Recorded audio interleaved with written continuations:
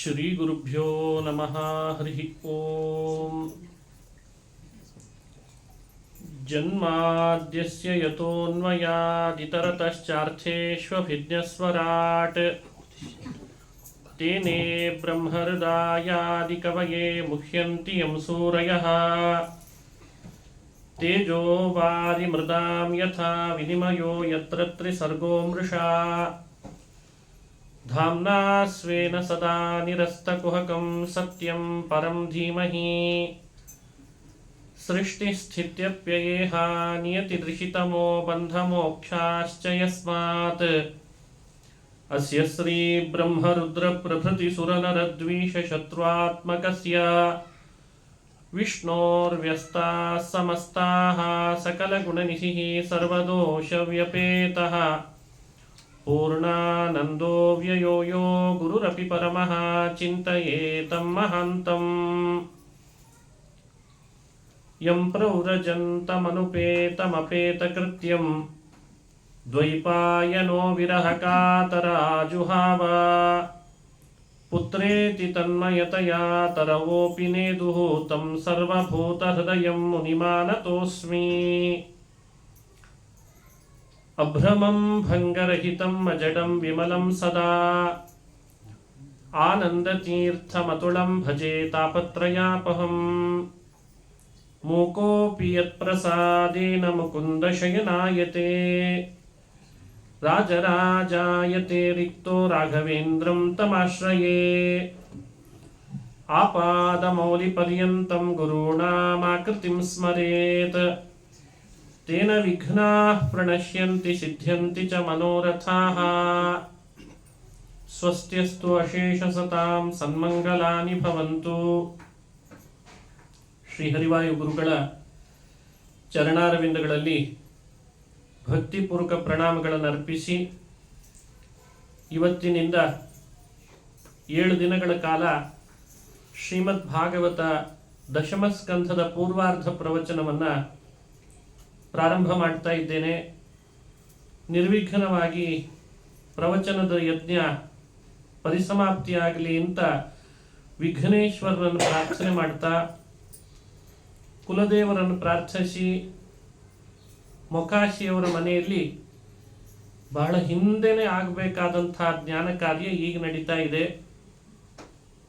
ಯಾವುದಾದ್ರೂ ಕಾರ್ಯಕ್ರಮ ಬಹಳ ತಡವಾಗಿ ನಡೀತಾ ಇದೆ ಅಂದರೆ ಫಲ ಬಹಳ ದೊಡ್ಡದು ಕೊಡ್ಲಿಕ್ಕಿದೆ ಅಂತ ಭಾವಿಸಬಹುದು. ಹಾಗಾಗಿ ಭಗವಂತನ ಸಂಕಲ್ಪಾನುಸಾರ ಮೊದಲೇ ಭಾಗವತ ಮಾಡಿದ್ದಿದ್ರೆ ಬಹುಶಃ ಈ ಸ್ಕಂಧ ಸಿಕ್ತಿತ್ತು ಅಂತ ನನಗನ್ಸಲ್ಲ. ಅದು ಇನ್ಯಾವುದಾದ್ರೂ ಬೇರೆ ಸ್ಕಂಧ ಸಿಕ್ತಿತ್ತೋ ಏನೋ, ಅದಕ್ಕೆ ದೇವರು ತಡ ಮಾಡಿ ಮಾಡಿ ಮಾಡಿ ಕೃಷ್ಣಾವತಾರದ ಕಥೆ ಹೇಳ್ಬೇಕು ನೀವು ಅಂತ ಮಾಡಿಸಿದ್ರು.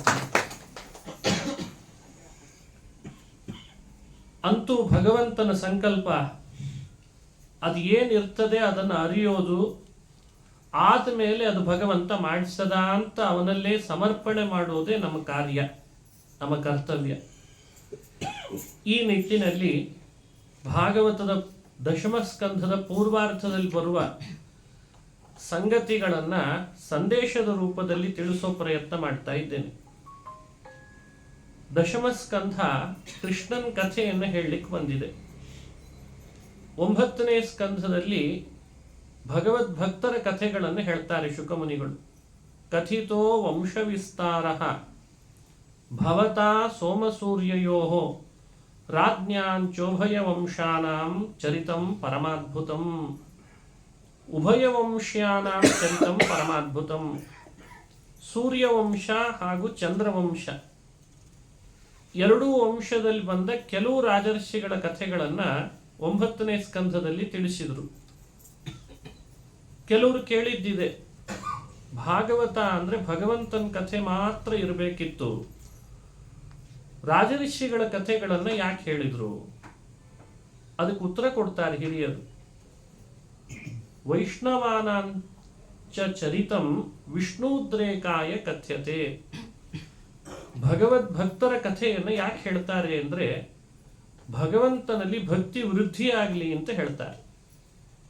ಭಗವದ್ಭಕ್ತಿ ವೃದ್ಧಿ ಆಗಬೇಕಾದ್ರೆ ಭಕ್ತರ ಕಥೆ ಕೇಳಬೇಕು. ಯಾಕೆ? ಭಕ್ತರದ್ದೇ ಇಷ್ಟು ಮಹಿಮೆ ಇದೆ ಅಂದ್ರೆ ಇನ್ನು ಅವರು ಭಕ್ತಿ ಮಾಡೋ ಭಗವಂತನ ಮಹಿಮೆ ಎಷ್ಟಿರಬೇಡ ಅಂತ ನಾವು ಊಹಿಸ್ಕೊಳ್ಬೋದಲ್ಲ. ಆ ಯೋಚನೆ ಬರಲಿ ಅನ್ನೋ ಕಾರಣಕ್ಕೆ ಭಕ್ತರ ಕಥೆಗಳನ್ನು 9ರಲ್ಲಿ ತಿಳಿಸಿದರು. 10ರಲ್ಲಿ ಭಗವಂತನ ಮಹಿಮೆಯನ್ನ ಚೆನ್ನಾಗಿ ವಿಸ್ತಾರ ಮಾಡ್ತಾರೆ. 10ನೇ ಸ್ಕಂಧವನ್ನ 2 ರೀತಿ ವಿಂಗಡಿಸಿದ್ದಾರೆ. ಒಂದು ಪೂರ್ವಾರ್ಧ, ಇನ್ನೊಂದು ಉತ್ತರಾರ್ಧ ಅಂತ. ಉತ್ತರಾರ್ಧದಲ್ಲಿ ಭಗವಂತನ ಬಹಳಷ್ಟು ಮಹಿಮೆಗಳು, ಕಂಸನ ಸಂಹಾರದ ನಂತರ ಮಾಡಿದ ಮಹಿಮೆಗಳೆಲ್ಲ ಉತ್ತರಾರ್ಧದಲ್ಲಿ ವಿಸ್ತಾರವಾಗಿ ಬರ್ತದೆ.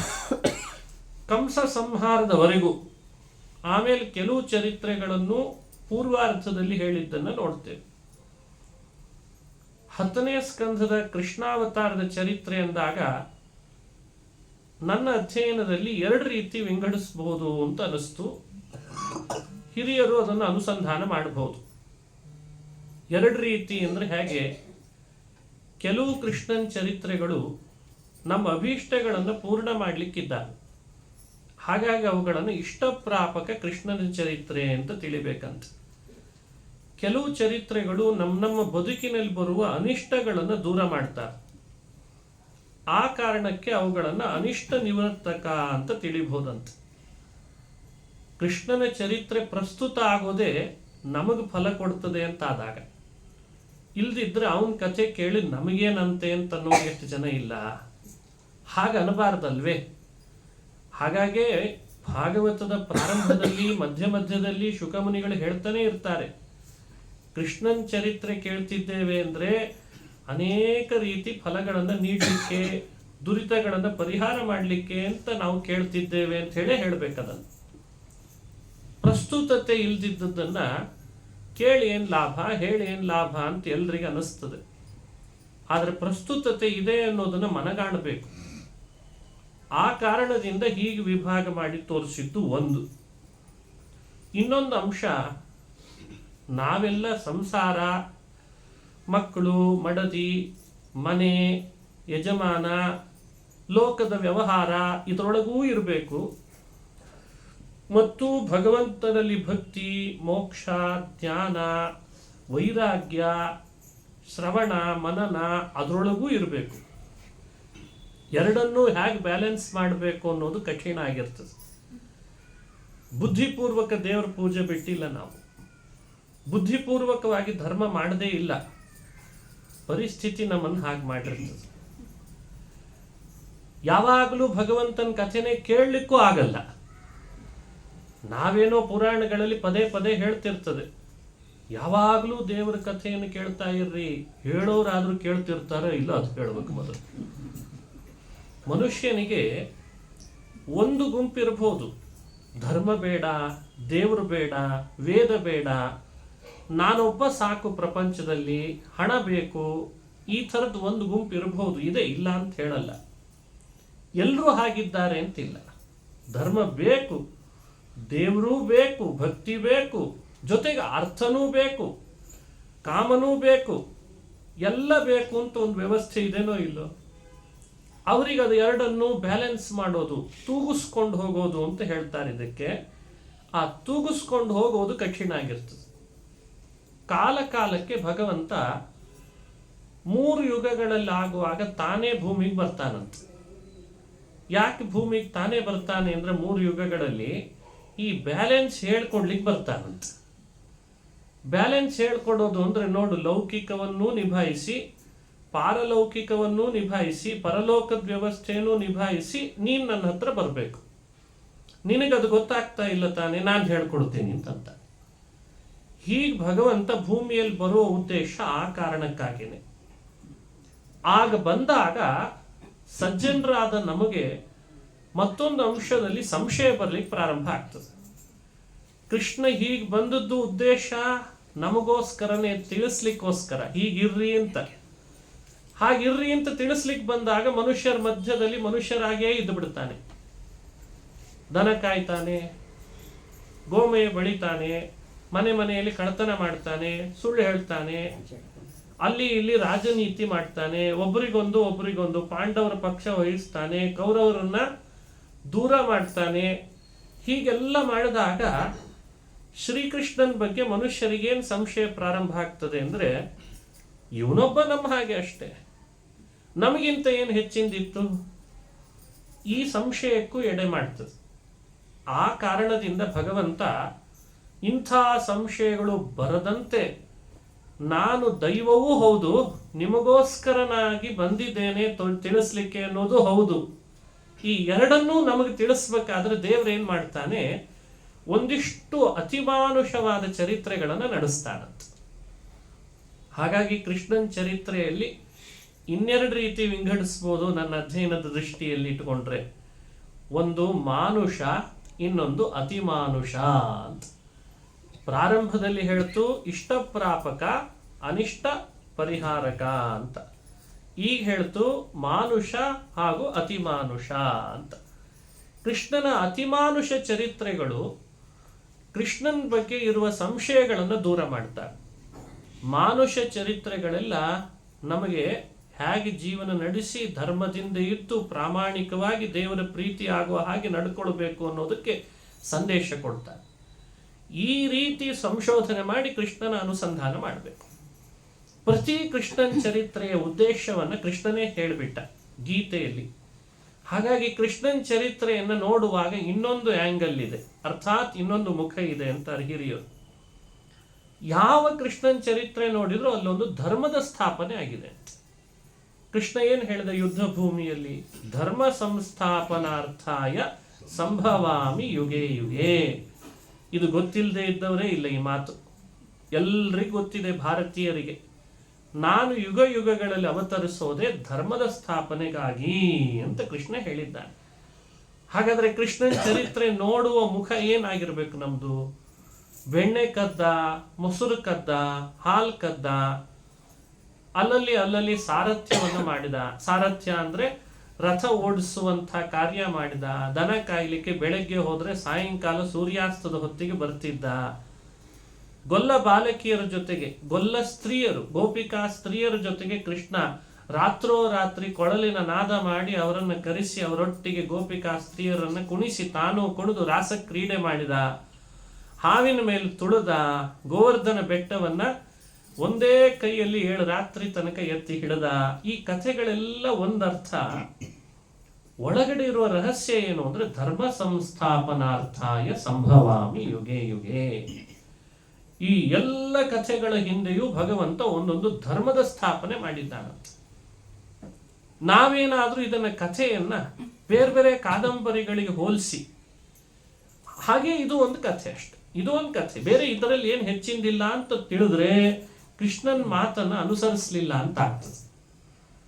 ಕೃಷ್ಣನ ಮಾತನ್ನು ಅನುಸರಿಸಿ ಕೃಷ್ಣನ ಕಥೆಗಳನ್ನು ಚಿಂತನೆ ಮಾಡಿದ್ರೆ ಪ್ರತಿ ಕಥೆಗಳ ಹಿಂದೆ ಒಂದು ಧರ್ಮ ಸ್ಥಾಪನೆ ಆಗಿದೆ ಅಂತ ತಿಳಿಬೇಕಾಗ್ತದೆ. ಹೀಗೆ ಹಿರಿಯರು ಹೇಳಿಕೊಟ್ಟ ಪದ್ಧತಿ. ನಾನಾಮುಖವಾಗಿ ಕೃಷ್ಣನ ಚರ್ಯೆಯನ್ನ ಹಿರಿಯರು ಅನುಸಂಧಾನ ಮಾಡಿಸ್ತಾ ಇದ್ದಾರೆ. ಮಾನುಷ ಮಾನುಷ ಅನ್ನೋದನ್ನ ಪ್ರತ್ಯೇಕ ವಿಸ್ತಾರ ಮಾಡಬೇಕಿಲ್ಲ, ಪಟ್ಟಿ ಮಾಡಬೇಕೆ ಮಾನುಷ ಚರಿತ್ರೆಗಳನ್ನ. ಯಶೋದೆ ಮಡಿಲಿನಲ್ಲಿ ಕೃಷ್ಣ ಹಾಲು ಕುಡ್ದ, ಎಲ್ಲ ಮಕ್ಕಳು ಹಾಲು ಕುಡಿಯೋದೇ ಮತ್ತೆ, ಅದನ್ನ ಪ್ರತ್ಯೇಕ ಹೇಳಬೇಕೆ? ದಿನಾ ಕೃಷ್ಣ ಆಟ ಆಡಿ ಆಡಿ ಮೈ ತುಂಬ ಮಣ್ಣೆಲ್ಲ ಮೆದ್ದುಕೊಂಡು ಅಮ್ಮನ ಹತ್ರ ಬಂದು, ಅಮ್ಮ ನಾನು ಆಟ ಆಡಿ ಬಂದೆ, ಹಾಲು ಕೊಡು, ಹಸಿವೆ ಆಗಿದೆ ಅಂತ ಕೇಳ್ತಿದ್ದ. ಇದನ್ನ ಪ್ರತ್ಯೇಕ ಮಾನುಷ ಚರಿತ್ರೆ, ಆದ್ರಿಂದ ಪ್ರತ್ಯೇಕ ಪಟ್ಟಿ ಮಾಡಬೇಕೆ? ಆದ್ರೆ ಅತಿಮಾನುಷ ಚರಿತ್ರೆಗಳನ್ನ ಪ್ರತ್ಯೇಕವಾಗಿ ಚಿಂತನೆ ಮಾಡ್ಬೇಕಂತೆ ಸಜ್ಜನರು. ಶುಕಮುನಿಗಳೇನ್ ಮಾಡ್ತಾರೆ, ಪರೀಕ್ಷಿತ್ ರಾಜನಿಗೆ ಎರಡನ್ನ ಪ್ರತ್ಯೇಕೀಕರಿಸಲ್ಲ, ಅವರು ಹೆಣಿತಾ ಬರ್ತಾರೆ.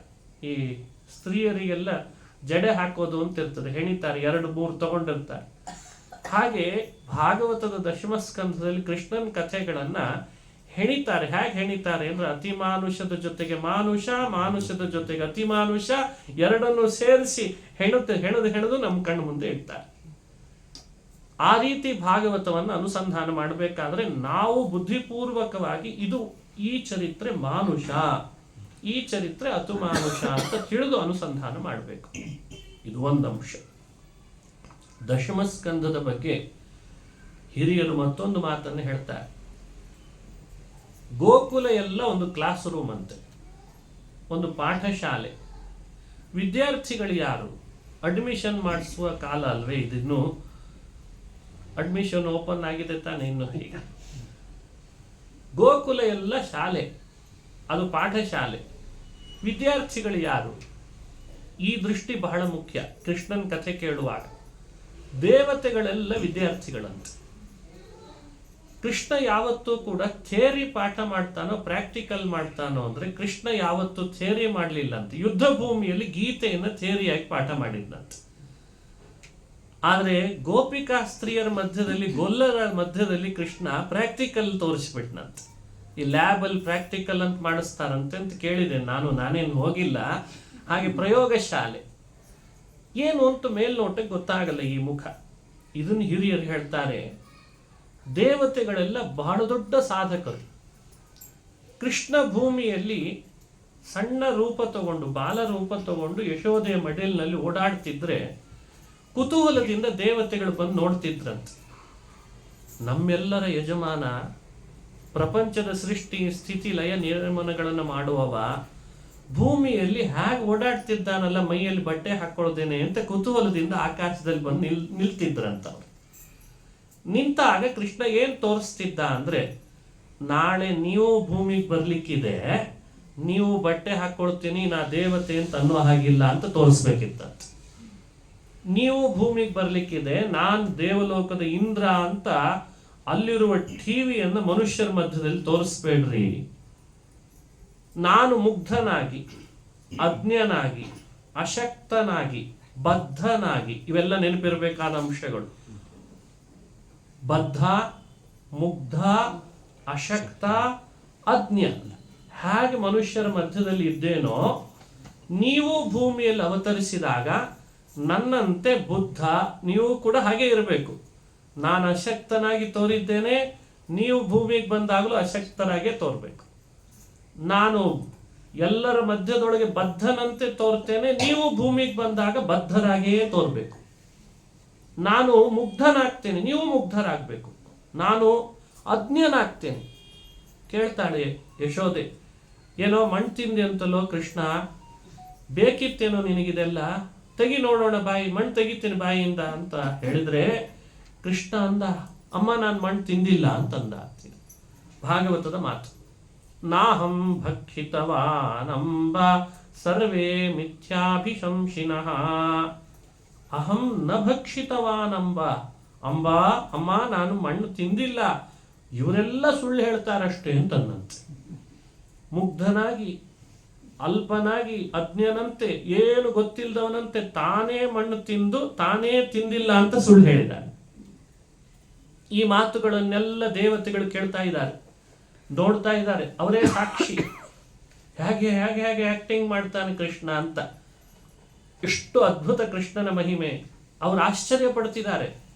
ಅವರಿಗೆಲ್ಲ ಶಿಕ್ಷಣ ಕೊಟ್ಟಂತೆ, ನೀವು ಭೂಮಿಗೆ ಬರ್ತಿದ್ದೀರಿ, ಆ ಬಂದಾಗ ನೀವು ಹೇಗಿರ್ಬೇಕು ಅಂದ್ರೆ, ನಾನು ಚಂದ್ರ ಅನ್ನೋ ಹಾಗಿಲ್ಲಂತೆ, ನಾನು ಇಂದ್ರ ಅನ್ನೋ ಹಾಗಿಲ್ಲ, ನಾನು ಹೇಗೆ ಮಾಡಿದೇನೋ ನಟನೆ ನೀವು ಹಾಗೆ ಮಾಡಬೇಕು ಅಂತ. ಹೀಗೆ ದೇವತೆಗಳಿಗೆ ಶಿಕ್ಷಣ ಕೊಡ್ಲಿಕ್ಕೆ ಭಗವಂತ ಗೋಕುಲವನ್ನೇ ಒಂದು ಶಾಲೆಯನ್ನಾಗಿ ಮಾಡಿಕೊಂಡು ಅವರಿಗೆ ಅನುಸಂಧಾನ ಮಾಡಿಸಿದ, ಅವರಿಗೆ ಪಾಠ ಕಲಿಸಿದ ಅಂತ ತಿಳಿಬೇಕಂತೆ.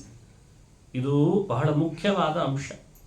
ಈ ದೇವತೆಗಳಿಗೂ ಗುರುವಾಗ್ತಾನೆ ಅನ್ನೋ ಕಾರಣಕ್ಕೇನೆ ಅವನನ್ನ ಕೃಷ್ಣಂ ವಂದೇ ಜಗದ್ಗುರುಂ ಅಂತ ಹೇಳ್ತಾರಂತೆ. ಬಹಳ ಜನ ಕೇಳ್ತಿರ್ತಾರೆ, ಕೃಷ್ಣ ಯಾಕೆ ಜಗದ್ಗುರು? ಯಾಕೆ ಗುರು ಅಂದ್ರೆ, ಜಗತ್ತಿಗೆಲ್ಲ ಪ್ರೇರಣೆ ಮಾಡೋರು ದೇವತೆಗಳು, ಆ ದೇವತೆಗಳಿಗೂ ಪಾಠ ಹೇಳ್ಕೊಟ್ಟವನು ಕೃಷ್ಣ, ಅದಕ್ಕೆ ಕೃಷ್ಣ ಜಗದ್ಗುರು ಅಂತ ಕರೆಸ್ಕೊಂಡಂತೆ. ಎಲ್ರಿಗ್ ಜಗದ್ಗುರು ಅಂತ ಹೇಳಲಿಕ್ಕೆ ಆಗಲ್ಲ ಅಷ್ಟೇ. ದೇವತೆಗಳನ್ನ ಜಗದ್ಗುರುಗಳು ಅಂತ ಒಪ್ಪಿದೆ. ಅವರಿಗೂ ಪಾಠ ಮಾಡಿದ ಮೇಲೆ ಅವ ಜಗದ್ಗುರು ಅಲ್ಲದೆ ಇರ್ತಾನ? ಇನ್ಯಾರೋ ಪ್ರಶ್ನೆ ಕೇಳಿದ್ರು, ಅಲ್ಲ ಬೇರೆ ದೇಶಗಳು ಎಷ್ಟೆಲ್ಲ ಇದ್ದಾವೆ, ನಿಮ್ದೊಂದು 140 ಕೋಟಿ ಪಾಪ್ಯುಲೇಷನ್ ಇರೋ ಒಂದು ದೇಶ, ಇದನ್ನೇ ವಿಶ್ವಗುರು ಅಂತ ಯಾಕಂತೀರಿ ಅಂತ. ಎಂಥ ಪ್ರಶ್ನೆಗಳು ಬರ್ತಿದಾವೆ ಈಗೀಗಂತೂ. ನಾನು ಸುಲಭವಾಗಿ ಉತ್ತರ ಕೊಟ್ಟೆ. ಇಡೀ ಪ್ರಪಂಚ ಸೃಷ್ಟಿ ಮಾಡಿದ ಕೃಷ್ಣ ಹುಟ್ಲಿಕ್ಕೆ ಆರಿಸ್ಕೊಂಡದ್ದೇ ಭಾರತವನ್ನ, ಅದಕ್ಕೆ ವಿಶ್ವಗುರು ಭಾರತ ಅಂತ ಅನುಸಂಧಾನ ಮಾಡಬೇಕು. ಇಷ್ಟು ದೇಶಗಳಿರುವಾಗ ಕೃಷ್ಣನಾಗಿ, ರಾಮನಾಗಿ, ಮತ್ಸ್ಯನಾಗಿ, ಕೂರ್ಮನಾಗಿ, ವರಾಹನಾಗಿ, ನರಸಿಂಹನಾಗಿ ತನ್ನ ಅವತಾರಕ್ಕೆ ಆರಿಸ್ಕೊಂಡ ಭೂಮಿ ಯಾವುದು? ಯಾಕೆ ಬೇರೆ ದೇಶಗಳನ್ನ ದೇವರ ಆಯ್ಕೆ ಮಾಡಲಿಲ್ಲ? ಸ್ವಲ್ಪ ಥಿಂಕ್ ಮಾಡ್ಬೋದಲ್ಲ, ಈ ಅರ್ಥವನ್ನೆಲ್ಲ ಅನುಸಂಧಾನ ಮಾಡಬೇಕು. ಇದಕ್ಕೆ ಯುಕ್ತಿಗಳು, ಯುಕ್ತಿ ಪ್ರಪಂಚದಲ್ಲಿ ತೇಲಾಡಿಸ್ತಾರೆ ಮಹಾನುಭಾವರು, ಅದನ್ನು ಅನುಸಂಧಾನ ಮಾಡಬೇಕು. ಇನ್ನು ಭಾಗವತದ ಪೂರ್ವಾರ್ಧದ ದಶಮ ಸ್ಕಂದದ ಪೂರ್ವಾರ್ಧದಲ್ಲಿ ಪ್ರಾರಂಭದಲ್ಲಿ ಒಂದು ಸಂಗತಿಯನ್ನು ಹೇಳ್ತಾರೆ. ಭೂದೇವಿಗೆ ಬಹಳ ಭಾರ ಆಯಿತು. ಭಾರ ತಡಿಲಿಕ್ಕಾಗದ ಭೂಮಿ ಗೋರೂಪ ತಾಳಿತ್ತು. ಬ್ರಹ್ಮಾದಿ ದೇವತೆಗಳ ಬಳಿಗೆ ಬಂದ್ಲು. ಬ್ರಹ್ಮ, ಶಿವ, ಇಂದ್ರ, ಚಂದ್ರ, ಸೂರ್ಯಾದಿಗಳು ನಮ್ಮಿಂದ ಆಗೋ ಕಾರ್ಯ ಅಲ್ಲ ಇದು, ಭೂಮಿಗೆ ಅಭಯ ಕೊಡಬೇಕು, ಕ್ಷೇಮ ನೀಡಬೇಕು ಅಂದ್ರೆ ವಿಷ್ಣು ಸಮರ್ಥ ಅಂತ ಕ್ಷೀರ ಸಮುದ್ರದ ಬಳಿಗೆ ಬಂದರು. ಕ್ಷೀರ ಸಮುದ್ರದ ದಡದಲ್ಲಿ ನಿಂತು ಸ್ತೋತ್ರ ಮಾಡಿದ್ರು ಬ್ರಹ್ಮದೇವರೇ. ಪುರುಷಂ ಪುರುಷ ಸೂಕ್ತೇನ ಉಪತಸ್ಥೆ ಪಿತಾಮಹ ಅಂತ ಭಾಗವತದ ವಾಕ್ಯ. ಬ್ರಹ್ಮದೇವರು ಸ್ತೋತ್ರ ಮಾಡ್ತಾರೆ. ಪುರುಷ ಸೂಕ್ತದಿಂದ ಸ್ತೋತ್ರ ಮಾಡಿದ್ರು ಅಂತ ಭಾಗವತ ಹೇಳ್ತದೆ. ಭಗವಂತ ಬೇಗ ಒಲಿಬೇಕಾದ್ರೆ ಪುರುಷ ಸೂಕ್ತದಿಂದ ಸ್ತೋತ್ರ ಮಾಡಬೇಕಂತ. ಅದರ ಮಹಿಮೆಯನ್ನು ನೋಡೋಣಂತೆ ಮುಂದೆ. ಆಗ ಭಗವಂತ ಗಂಭೀರವಾದ ಧ್ವನಿ, ಆ ಧ್ವನಿಯಿಂದ ಬ್ರಹ್ಮದೇವರಿಗೆ ಮಾತನಾಡಿ ಹೇಳ್ತಾನೆ, ಭೂಮಿಗಾದ ಭಾರ ಪರಿಹಾರ ಮಾಡಬೇಕು, ನಾನು ಮಾಡ್ತೇನೆ, ನಾನು ಅವತಾರ ಮಾಡ್ತೇನೆ. ಪೂರ್ವದಲ್ಲಿ ನನ್ನ ಅವತಾರದ ಪೂರ್ವದಲ್ಲಿ, ನನ್ನ ಅವತಾರದ ನಂತರದಲ್ಲಿ ದೇವತೆಗಳು ಅವತರಿಸಲಿ ಅಂತ ಆದೇಶ ಮಾಡಿದ. ಆ ಸಮಯ ಹೇಗಿತ್ತು, ಆ ಸಂದರ್ಭ ಹೇಗಿತ್ತು ಅಂತ ಪುರಾಣ ಹೇಳ್ತದೆ. ಲಕ್ಷ್ಮಿ ಅಲ್ಲೇ ಇದ್ದಾಳೆ. ಅವಳಿಗೆ ಭಗವಂತ ಕಣ್ತುಂಬ ನೋಡುವ ಭಾಗ್ಯ ಕೊಟ್ಟಿದ್ದಾನಂತೆ ದೇವರನ್ನ. ಅವಳು ಯಾವಾಗಲೂ ನೋಡ್ತಾನೆ ಇರ್ತಾಳೆ, ಮಾತು ಕೇಳ್ತಾನೆ ಇದೆ ಅಂತೆ ಕಿವಿಗೆ. ಚತುರ್ಮುಖ ಬ್ರಹ್ಮದೇವರಿಗೆ ಮಾತ್ರ ಮಾತು ಮಾತ್ರ ಕೇಳಿಸ್ತಂತೆ, ಕಣ್ಣಿಗೆ ಕಾಣಲಿಲ್ಲಂತೆ ದೇವರ ಆ ಸಮಯಕ್ಕೆ ಅಂತ ಹೇಳಿ. ಕಾಣಲ್ಲ ಅಂತ ಭಾವಿಸಬೇಡಿ, ಆ ಸಮಯದ ಭಾಗ ವರ್ಣನೆ ಇದೆ. ದೇವತೆಗಳು ಇದ್ದಾರೆ ಅಲ್ಲೇ ಕ್ಷೀರ ಸಮುದ್ರದ ದಡದಲ್ಲಿ, ಅವರಿಗೆ ಕಾಣಲೂ ಇಲ್ಲ ಕೇಳಲೂ ಇಲ್ಲಂತೆ ದೇವರ ಮಾತು. ಇದೊಂದು ಅಂಶವನ್ನ ಅನುಸಂಧಾನ ಮಾಡಬೇಕು. ಏನ್ ತಿಳಿಸ್ತದೆ ಇದು? ಲಕ್ಷ್ಮಿಗೆ ಕಂಡ ಕೇಳಿಸಿದ, ಬ್ರಹ್ಮನಿಗೆ ಕಾಣಲಿಲ್ಲ ಕೇಳಿಸುವಂತೆ ಮಾಡಿದ, ದೇವತೆಗಳಿಗೆ ಕಾಣಲೂ ಇಲ್ಲ, ಅವನ ಮಾತು ಕೇಳಿಸಲೂ ಇಲ್ಲ ಅಂತ ಈ ಸಂದರ್ಭವನ್ನು ಭಾಗವತ ಹೇಳ್ತದೆ. ಇದರಲ್ಲಿ ಒಂದು ರಹಸ್ಯ ಇದೆ. ಭಗವಂತನನ್ನ ಅರಿಸಿ ಹೋದ ದೇವತೆಗಳಿಗೆ ಕೆಲವರಿಗೆ ಭಗವಂತ ಕಾಣಿಸ್ತಾನೆ, ಕೇಳಿಸ್ತಾನೆ, ಕೆಲವರಿಗೆ ಕಾಣಿಸಲ್ಲ, ಕೇಳುವಂತೆ ಮಾಡ್ತಾನೆ ಮಾತು, ಕೆಲವರಿಗೆ ಕಾಣಿಸೋದೂ ಇಲ್ಲ ಕೇಳಿಸೋದೂ ಇಲ್ಲ. ಅಂದ್ರೆ ದೇವಲೋಕದಲ್ಲಿದ್ದ ದೇವತೆಗಳೆಲ್ಲರೂ ಸಮನಾಗಿದ್ದಾರೆ ಅಂತ ತಿಳಿಬೇಡ್ರಿ ಅಂತದಂತೆ ಭಾಗವತ.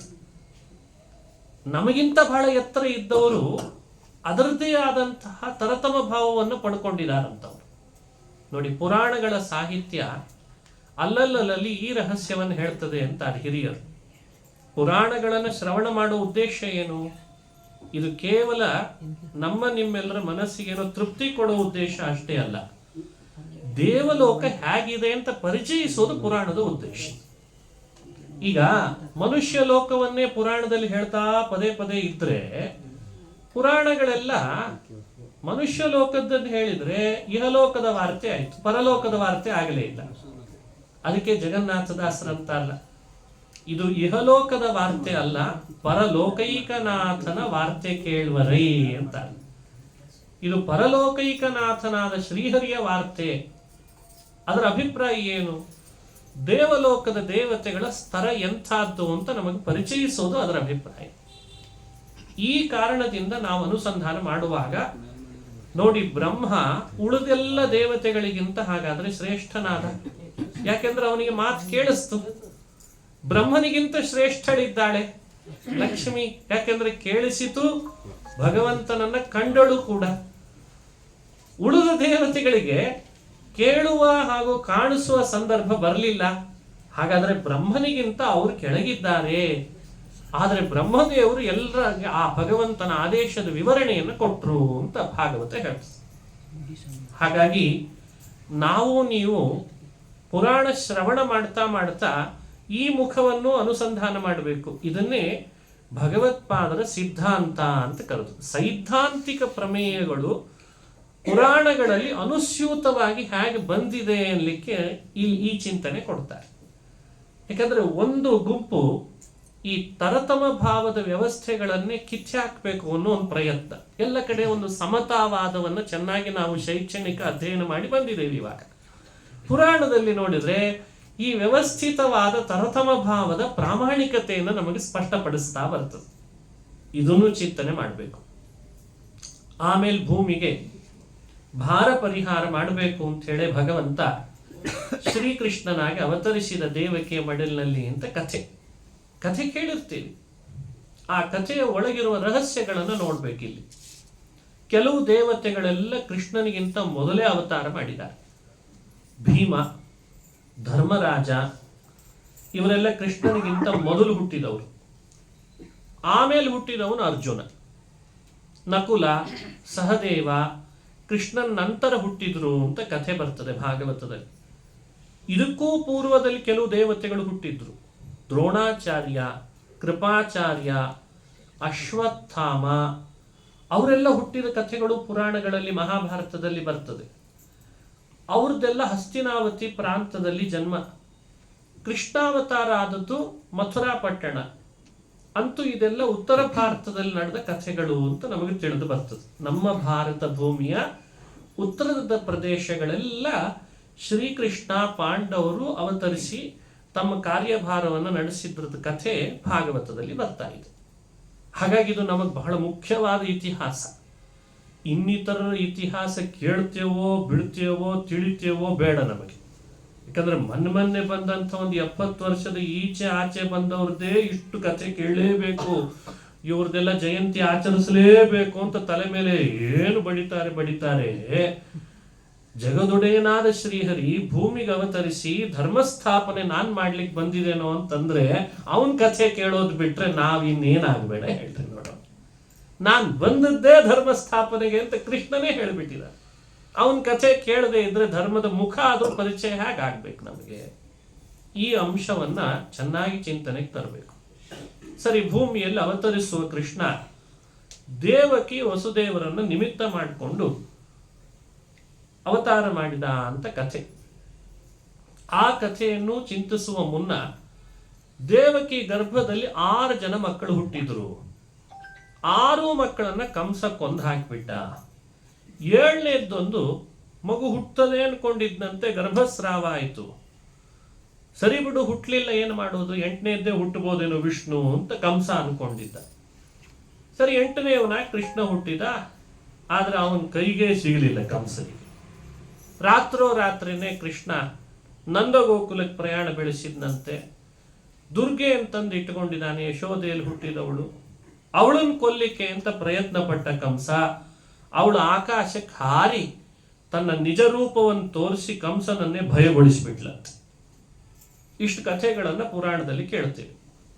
ಈ ಎಲ್ಲ ಕಥೆಗಳ ಹಿಂದೆ ಒಂದೊಂದು ಧರ್ಮ, ಒಂದೊಂದು ಸಂದೇಶ, ಅಪೂರ್ವವಾದ ಚಿತ್ರಣವನ್ನು ಕೊಡ್ತಾರೆ ಹಿರಿಯರು ಹೇಳಿ. 6 ಮಕ್ಕಳು ಯಾರು, ಅವರ ಚರಿತ್ರೆ ಏನು, ಅವರ ಹಿನ್ನೆಲೆ ಏನು ಅಂತ ಒಂದು ಅಂಶ. ಅದಕ್ಕೂ ಪೂರ್ವದಲ್ಲಿ ದೇವಕಿ ಯಾರು, ವಸುದೇವನ್ ಯಾರು, ಅವರಿಬ್ಬರನ್ನೇ ಕೃಷ್ಣ ತನ್ನ ಅವತಾರದ ಭೂಮಿಕೆಯಾಗಿ ಯಾಕೆ ಮಾಡಿಕೊಂಡ, ಅದಕ್ಕೊಂದು ಹಿನ್ನೆಲೆ ಬೇಕು. ಮಥುರಾ ಪಟ್ಟಣವನ್ನು ಆರಿಸಿಕೊಳ್ಳುವುದರ ಹಿನ್ನೆಲೆ ಏನು? ಇಷ್ಟೆಲ್ಲ ಪಟ್ಟಣಗಳಿರುವಾಗ ಮಥುರಾ ಪಟ್ಟಣವನ್ನು ಕೃಷ್ಣ ಆಯ್ಕೆ ಯಾಕೆ ಮಾಡಿಕೊಂಡ? ಈಗ ನಿಮ್ಮಂಥವ್ರು ಹುಟ್ಟಬೇಕಾದ್ರೆ ಆಯ್ಕೆ ಇರ್ತದೆಯೇ? ಅರ್ಜಿ ಹಾಕ್ಲಿಕ್ಕೆ ಅವಕಾಶ ಇರಲ್ಲ. ನಾವೇನೋ ಅನ್ಕೊಳ್ತೀವ, ಅವ್ರ ಮನೆಯಲ್ಲಿ ನಾನು ಹುಟ್ಟಿದ್ರು ಎಷ್ಟು ಚೆನ್ನಾಗಿರ್ತಿದ್ನೋ ಏನೋ ಅಂತ, ಅದು ಅನ್ಕೊಳ್ಳೋದಷ್ಟೇ. ಆದ್ರೆ ಆಯ್ಕೆಗೆ ಅವಕಾಶ ಇಲ್ಲ. ಪರದೈವನಾದ ಶ್ರೀಹರಿಗೆ ತನ್ನ ಅವತಾರವೇ ತನ್ನ ಪ್ರಾಕಟ್ಯ ಅಂದ್ರೆ ತಾನು ಪ್ರಕಟಗೊಳಿಸೋದಷ್ಟೇ ತನ್ನ ಅವತಾರ. ಆದ್ರಿಂದ ಎಲ್ಲ ತನ್ನ ನಿಯಂತ್ರಣದಲ್ಲಿ ಇರ್ತದೆ. ಆದ್ರೂ ಇಂಥವುಗಳನ್ನೇ ಯೋಜಿಸ್ಕೊಳ್ತಾನೆ ಅಂದ್ರೆ ಏನಾದ್ರೂ ಒಂದು ಕಾರಣ ಇರಬೇಕಷ್ಟೇ. ಅದರ ಹಿನ್ನೆಲೆಯನ್ನು ಹಿರಿಯರು ಹೇಳ್ತಾರೆ. ರಾಮನಾಗಿ ಇದೇ ಕೃಷ್ಣ ಹಿಂದೆ ಅವತಾರ ಮಾಡಿದಾಗ ಶತ್ರುಘ್ನ, ಭರತ ಇಬ್ರು ತಮ್ಮಂದ್ರು, ಲಕ್ಷ್ಮಣನು ತಮ್ಮ. ಶತ್ರುಘ್ನನಿಗೆ ಮಧುವನದಲ್ಲಿ ಅವಕಾಶ ಮಾಡಿ ಕೊಟ್ಟಿದ್ದಂತೆ ಶ್ರೀರಾಮಚಂದ್ರ. ಮಧುವನ ಅಂತ ಅವತ್ತಿನ ಕಾಲದಲ್ಲಿ ಯಮುನಾ ನದಿ ತೀರದಲ್ಲಿ ಪ್ರಸಿದ್ಧವಾದ ಮಧುವನ ಅದು. ಆ ವನವನ್ನು ಆಳ್ತಾ ಇದ್ದವನು ಶತ್ರುಘ್ನ. ಬಹಳ ಬಾರಿ ಬೇಡಿದ್ದಂತೆ, ರಾಮ ನೀನು ಬಾ, ನೀನು ಬಾ, ನೀನು ವಾಸ ಮಾಡಿಲ್ಲಿ ಅಂತ. ಆಗ ಶತ್ರುಘ್ನಿಗೆ ಭಗವಂತ ಅನುಗ್ರಹಿಸಿದ್ದ, ಬರ್ತೇನೆ ಒಂದ್ಸಲಿ ಬರ್ತೇನೆ, ನಿನ್ನ ಪ್ರದೇಶದಲ್ಲಿ ನಾನು ಬಂದು ಹೋಗ್ತೇನೆ ಅಂತ. ಅದೇ ಮಧುವನ ದ್ವಾಪರದಲ್ಲಿ ಮಧುರಾ ಅಂತ ಪಟ್ಟಣ ಆಯ್ತಂತೆ, ಶತ್ರುಘ್ನನ ಆಳ್ವಿಕೆಯಲ್ಲಿ ಇದ್ದದ್ದು. ಅದಕ್ಕೂ ಹಿಂದೆ ಅಂಬರೀಷ ಚಕ್ರವರ್ತಿ ಆ ಮಧುವನದಲ್ಲೇನೆ ತನ್ನ ಏಕಾದಶಿ ಉಪವಾಸದ ಉದ್ಯಾಪನೆ ಮಾಡಿದ್ದಂತೆ. ಆ ಯಮುನಾ ನದಿಯ ಸ್ಥಳ ಅಷ್ಟು ಪ್ರಸಿದ್ಧವಾದದ್ದು. ಅಲ್ಲಿ ಭಗವಂತ ಇಷ್ಟು ಪ್ರಸಿದ್ಧವಾದ ಯಮುನೆಯ ತೀರವನ್ನ ತನ್ನ ಅವತಾರದ ಭೂಮಿಯನ್ನಾಗಿ ಆಯ್ಕೆ ಮಾಡಿಕೊಂಡ ಅಂತ ಅನುಸಂಧಾನ ಮಾಡಿಸ್ತಾರೆ. ಹೇಗೆ ಸಾಕೇತವನ್ನ ಶ್ರೀರಾಮಚಂದ್ರ ಆಯ್ಕೆ ಮಾಡಿಕೊಂಡೋ ಅದನ್ನ ಸಾಕೇತಪುರಿ ಅಂತ ಕರೀತಾ ಇದ್ರಂತೆ ಮೊದಲು. ಅದು ಕೌಸಲ್ಯ ಪ್ರದೇಶ, ಅದಕ್ಕೆ ವರಾಹಖುರ ಅಂತ ಹೆಸರು. ವರಾಹಖುರ ಅಂದ್ರೆ ವರಾಹ ದೇವರು ತಮ್ಮ ಅವತಾರ ಮಾಡಿದಾಗ ಪಾದದ ಹೆಜ್ಜೆ ಗುರುತನ್ನು ಅಲ್ಲಿ ಮೂಡಿಸಿದ್ದಕ್ಕೆ ಅಯೋಧ್ಯೆ ಇವತ್ತು ವರಾಹಖುರ ಅಂತ ಪ್ರಸಿದ್ಧ ಆಯಿತು. ಕೌಸಲ್ಯ ನಗರ ಅಂತ ನಾವು ಅನುಸಂಧಾನ ಮಾಡಬೇಕು. ಭಾರತವನ್ನ ವಿಂಧ್ಯ ಪರ್ವತದ ಈ ಭಾಗ ಆ ಭಾಗ ಅಂತ ನಾವು ಕ್ಷೇತ್ರ ಯಾತ್ರೆ ಮಾಡುವ ಚಿಂತನೆ ಮಾಡಬೇಕಾದ ಪದ್ಧತಿ. ಯಾವಾಗಲೂ ಏನು ಸಂಕಲ್ಪ ಮಾಡ್ತೀವಿ ಅಭ್ಯಾಸ ಆಗಿರ್ತದಲ್ಲ, ಸ್ವಲ್ಪ ವ್ಯತ್ಯಾಸ ಮಾಡ್ಕೊಳ್ತಿರ್ಬೇಕು. ಆ ಕ್ಷೇತ್ರಕ್ಕೆ ಹೋದಾಗ ಎಲ್ಲಿ ಹೋದ್ರೂ ದಂಡಕಾರಣ್ಯ ಅಂದ್ಬಿಡ್ಬಾರ್ದು. ಎಲ್ಲಿ ಹೋದ್ರು ಅದೇ ಭಾರತ ವರ್ಷೆ, ಭರತ ವರ್ಷೆ, ಜಂಬೂ ದ್ವೀಪೆ ಅಷ್ಟಂತೂ ಸರಿ. ಅದಕ್ಕೆ ಆಚೆ ಇನ್ನೂ ಹೋಗಿಲ್ಲ ಸದ್ಯಕ್ಕೆ. ಜಂಬೂ ದ್ವೀಪೆ ಅಂತ ಮುಂದೆ ಬರೋದೇನು ನಮಗೆ ಅಭ್ಯಾಸ ಬಲದಿಂದ ಎಲ್ಲಾ ದಂಡಕಾರಣ್ಯ ಅಲ್ಲ.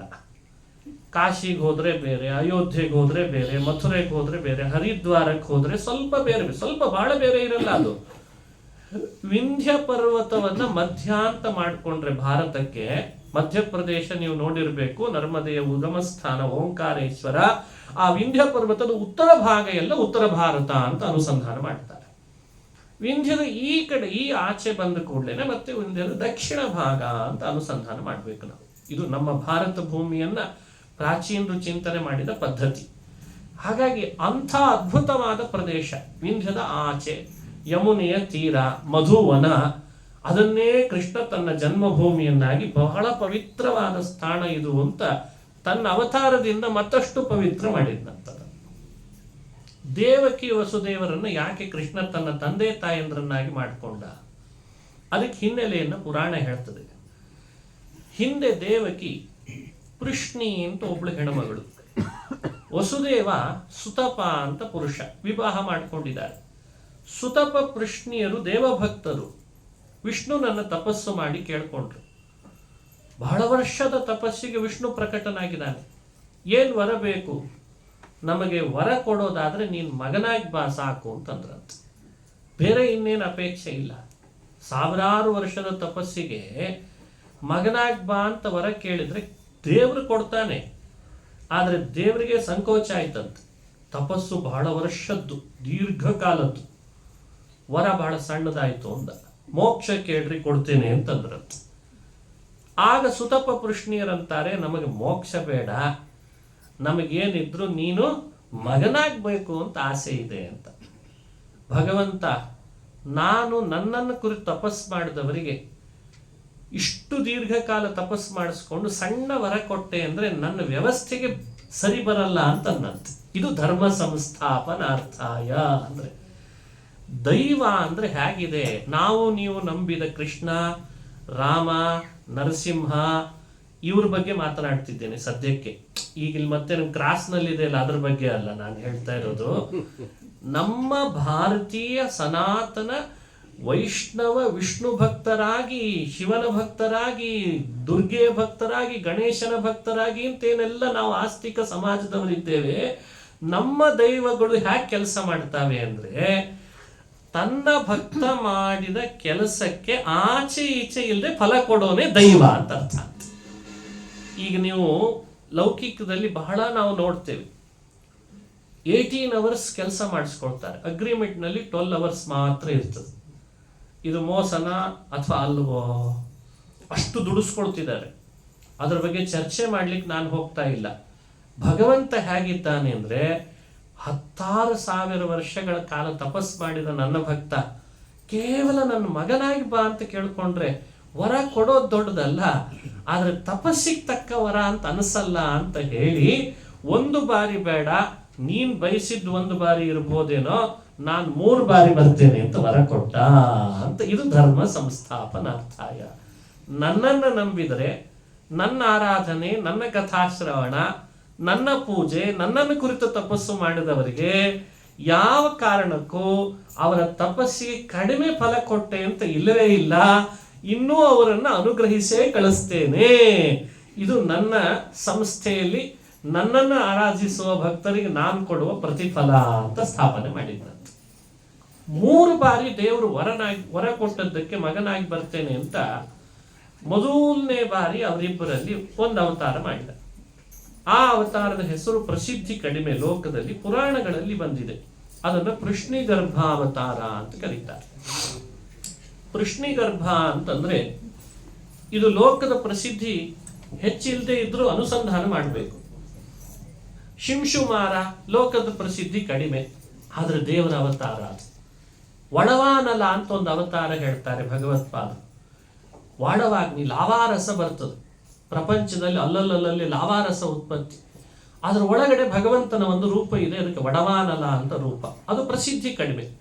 ಹಾಗೆ ಪೃಶ್ನಿಗರ್ಭ ಅಂತ ಭಗವಂತ ಮೊದಲು ಅವತಾರ ಮಾಡಿದ್ದಂತೆ. ಒಂದಾಯ್ತು. ಅದೇ ಪೃಶ್ನಿ ಮತ್ತು ಸುತಪ ದಂಪತಿಗಳು ಕಶ್ಯಪ ಅದಿತಿಯರಾದರು.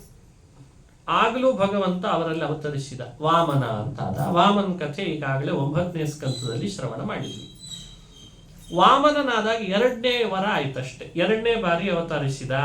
3ನೇ ಬಾರಿ ಅದೇ ಅದಿತಿ ಕಶ್ಯಪರೇನೆ ಭೂಮಿಯಲ್ಲಿ ಅವತರಿಸಿದ್ದು ದೇವಕಿ ವಸುದೇವರಾಗಿ, ಆಗ ಕೃಷ್ಣನಾಗಿ ಅವತಾರ ಮಾಡಿದ.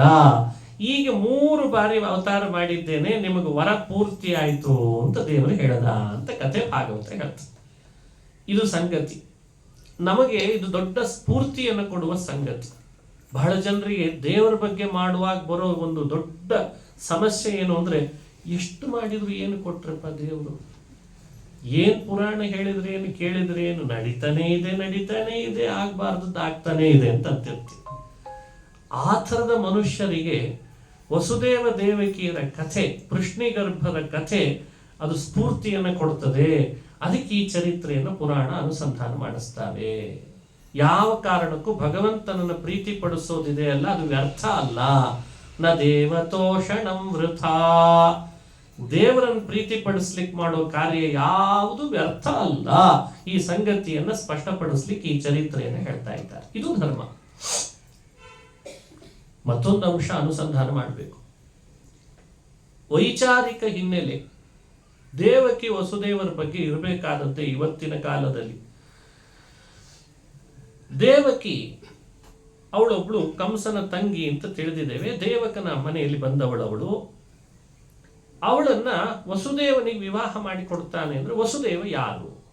ಹಿಂದಿನ ಜನ್ಮದಲ್ಲಿ ಕಶ್ಯಪ ಸರಿ. ಯಾರು ಅನ್ನೋ ಪ್ರಶ್ನೆಗೆ ಉತ್ತರ ಬಹಳ ಇರ್ತದೆ. ಒಂದನ್ನು ಮಾತ್ರ ಕೊಟ್ಟು ಮುಂದೆ ಹೋಗೋ ಪ್ರಯತ್ನ ಮಾಡ್ತೀನಿ, ಕಥೆಗಳು ಬಹಳ ಇದ್ದದ್ರಿಂದ. ಶೂರಸೇನ ಅಂತ ಒಬ್ಬ ಕ್ಷತ್ರಿಯ. ಆ ಶೂರಸೇನನ ಮನೆಯಲ್ಲಿ ಹುಟ್ಟಿದವನು ಯಯಾತಿ. ಶೂರಸೇನ ಅಂತ ಚರಿತ್ರೆಯನ್ನು ಹೇಳುವಾಗ ಹೇಳ್ತಾರೆ ಹಿರಿಯರವರ ವಂಶದ ಚರಿತ್ರೆ. ಈ ಕ್ಷತ್ರಿಯರಾದವರು ವಿವಾಹ ಮಾಡಿಕೊಳ್ಳುವಾಗ ಬೇರೆ ವರ್ಣದ ಕನ್ಯೆಯರನ್ನು ವಿವಾಹ ಮಾಡ್ಕೊಳ್ತಿದ್ರು ಹಿಂದೆ. ಆ ಕಾರಣದಿಂದ ಅವರಲ್ಲಿ ವಿವಾಹ ಮಾಡಿಕೊಂಡ ಕನ್ಯೆಯ ವರ್ಣ ಅವರಲ್ಲಿ ಹುಟ್ಟೋ ಮಗುವಿಗೆ ಬರ್ತಿತ್ತು ಅನ್ನೋ ವ್ಯವಸ್ಥೆ ಇತ್ತಂತ ಅವಾಗ. ಆ ಕಾರಣದಿಂದ ಈ ವಿಷಯವನ್ನು ನಿಮ್ಮ ಮುಂದೆ ಪ್ರಸ್ತಾಪ ಮಾಡ್ತಾರೆ. ಶೂರಸೇನ 2 ವರ್ಣದ ಕನ್ಯೆಯರನ್ನು ವಿವಾಹ ಮಾಡಿಕೊಂಡ. ಒಂದು ಕ್ಷತ್ರಿಯ ವರ್ಣದ ದೇವಕಿಯನ್ನ, ಇನ್ನೊಂದು ವೈಶ್ಯವರ್ಣದ ಮತ್ತೊಬ್ಬಳನ್ನು ವಿವಾಹ ಮಾಡಿಕೊಂಡಿದ್ದ. ವೈಶ್ಯವರ್ಣದ ಕನ್ಯೆಯಲ್ಲಿ ಹುಟ್ಟಿದವನು ನಂದಗೋಪ, ಕ್ಷತ್ರಿಯ ವರ್ಣದ ಕನ್ಯೆಯಲ್ಲಿ ಹುಟ್ಟಿದವನು ವಸುದೇವ. ಹಾಗಾಗಿ ವಸುದೇವನನ್ನ ದೇವಕಿ ಕೊಟ್ಟು ವಿವಾಹ ಮಾಡಿದರೂ ಕೂಡ ಕ್ಷತ್ರಿಯ ವರ್ಣಕ್ಕೆ ಸಂಬಂಧ ಸಂಸ್ಕಾರಗಳನ್ನೇ ಮುಂದುವರಿಸುವಂತಾಯಿತು ಅಂತ ಅನುಸಂಧಾನ ಮಾಡಿಸ್ತಾರೆ.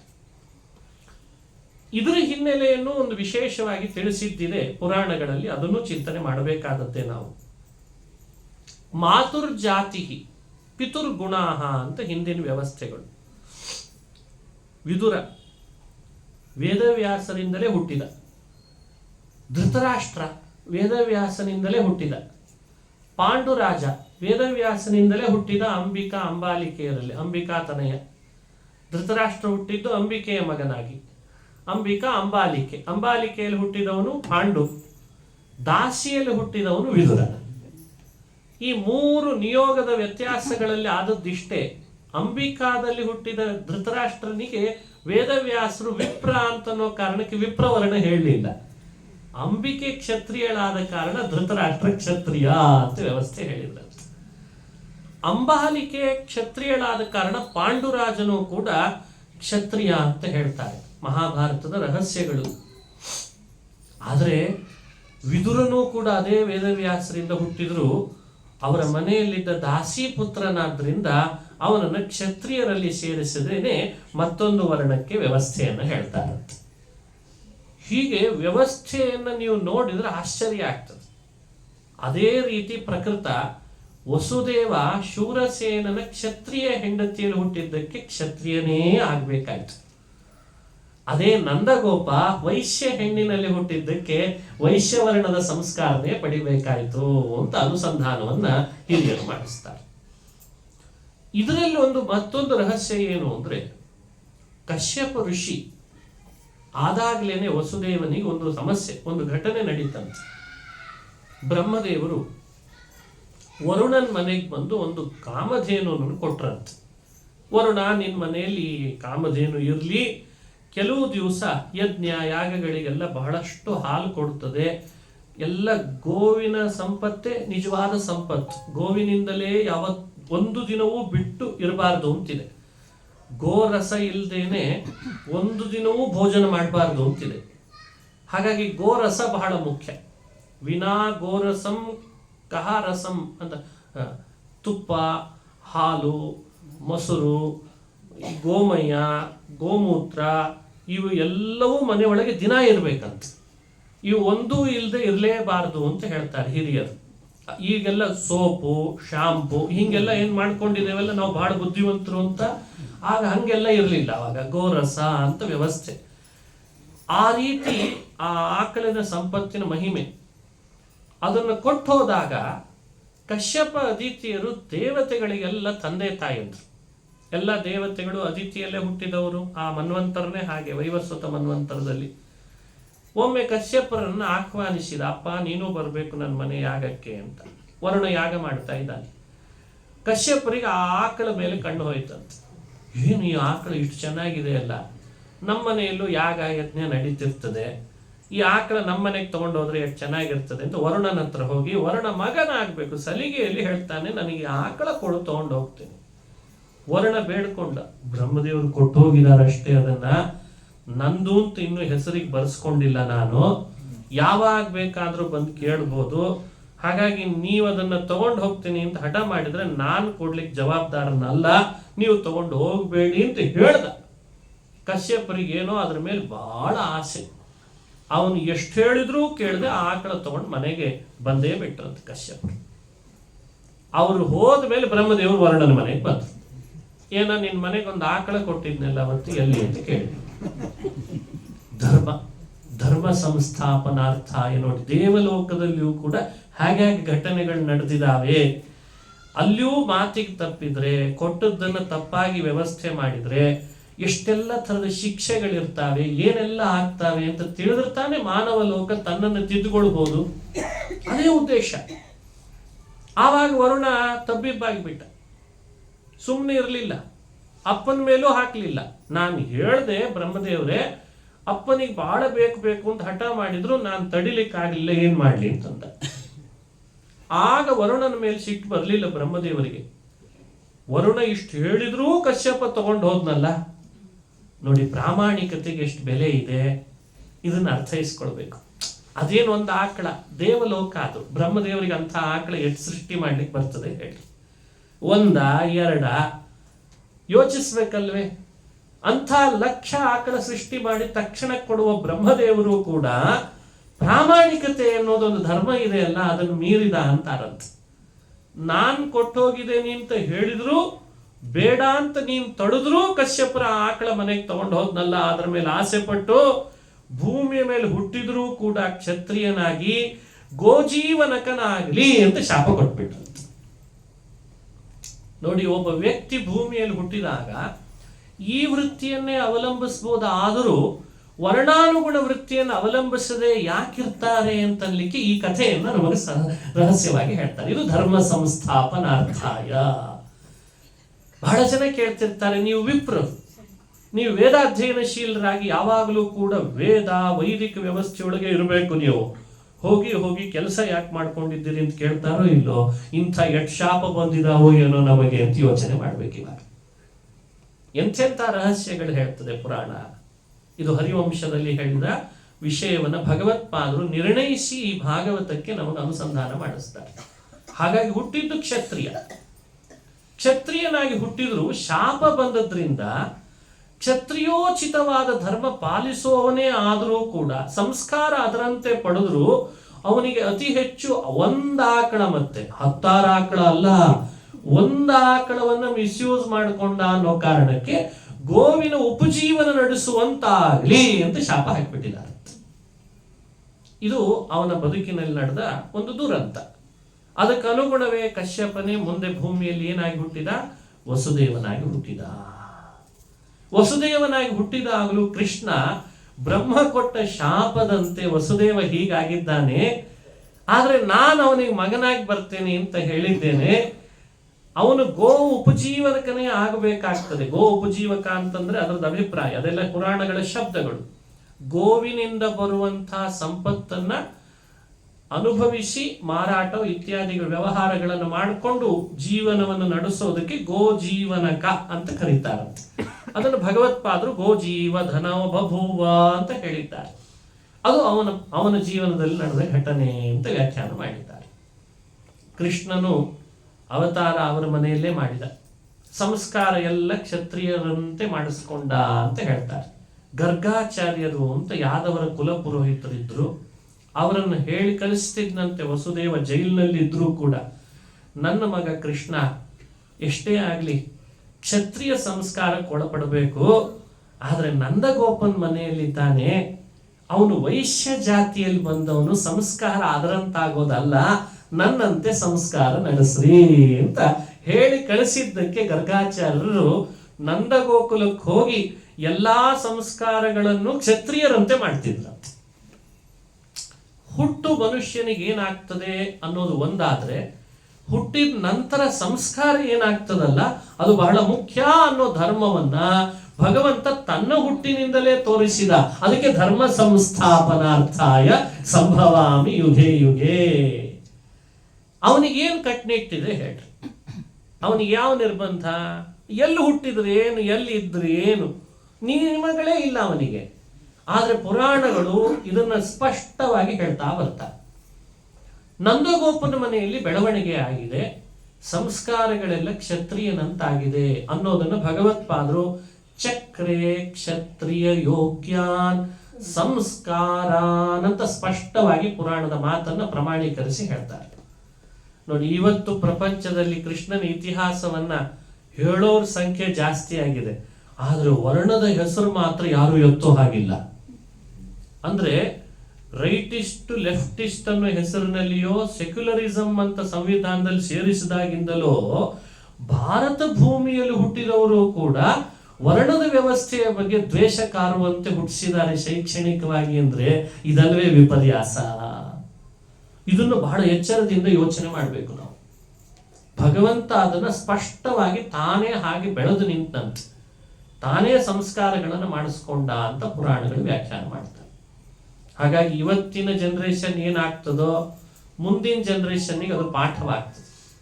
ಇವತ್ತಿನ ಜನರೇಷನ್ ಇದ್ರ ಬಗ್ಗೆ ಎಚ್ಚರ ವಹಿಸ್ಕೊಂಡು ಹಿಂದೇನಾಯ್ತೋ ಬೇಡ, ಈಗೇನಾಗಬೇಕು ಆ ಸಂಸ್ಕಾರಗಳನ್ನ ಈಗೇನು ಮುಂದೆ ಮಾಡಬಹುದು, ನಮ್ಮಿಂದ ಏನೋ ಒಂದಿಷ್ಟು ಮಾಡಬಹುದಾಗಿದೆ, ಅದನ್ನ ನಾವು ಮುಂದುವರಿಸ್ಕೊಂಡು ಹೋಗ್ಬೇಕಾದ ಜವಾಬ್ದಾರಿ.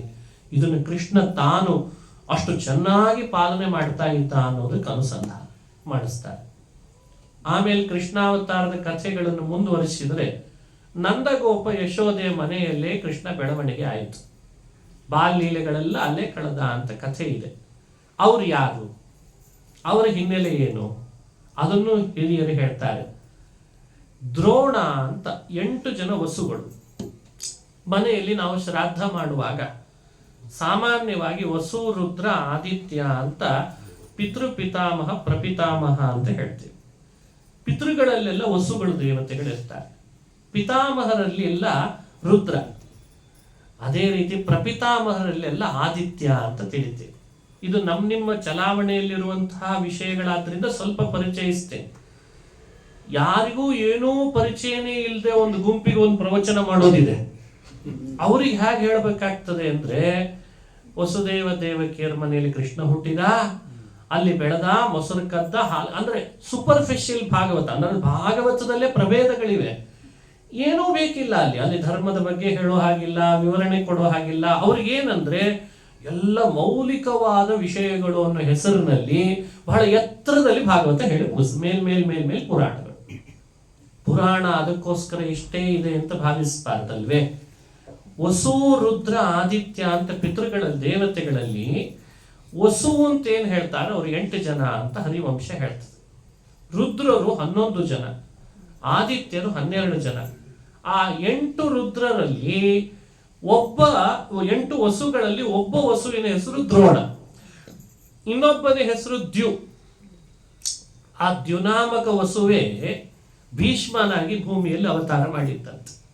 ಅಲ್ಲಿರೋ ದ್ರೋಣನೇ ಭೂಮಿಯಲ್ಲಿ ನಂದಗೋಪನಾಗಿ ಅವತಾರ ಮಾಡಿದ. ಆ ದ್ರೋಣನ ಹೆಂಡತಿ, ಅವಳ ಹೆಸರು ಧರಾದೇವಿ ಅಂತ. ಆ ಧರಾ ಅನ್ನೋಳು ಭೂಮಿಯಲ್ಲಿ ಯಶೋದೆಯಾಗಿ ಭೂಮಿಯಲ್ಲಿ ಅವತರಿಸಿದ್ಲು. ದ್ರೋಣ ಹಾಗೂ ಧರಾ ವಸು ದಂಪತಿಗಳು 1000 ವರ್ಷ ತಪಸ್ಸು ಮಾಡಿ ಭಗವಂತನನ್ನು ಪ್ರತ್ಯಕ್ಷೀಕರಿಸ್ಕೊಂಡ್ರು. ದೇವರು ಕೇಳಿದ, ಏನು ಬೇಕು ನಿಮಗೆ ಅಂತ ಕೇಳಿದ. ಏನಲ್ಲ ಕೃಷ್ಣ, ನಿನ್ನ ಬಾಲಲೀಲೆ ನೋಡ್ಬೇಕು ಅಂತ ಆಸೆ ಪಡ್ತಾ ಇದ್ದೇವೆ ಅಂತ.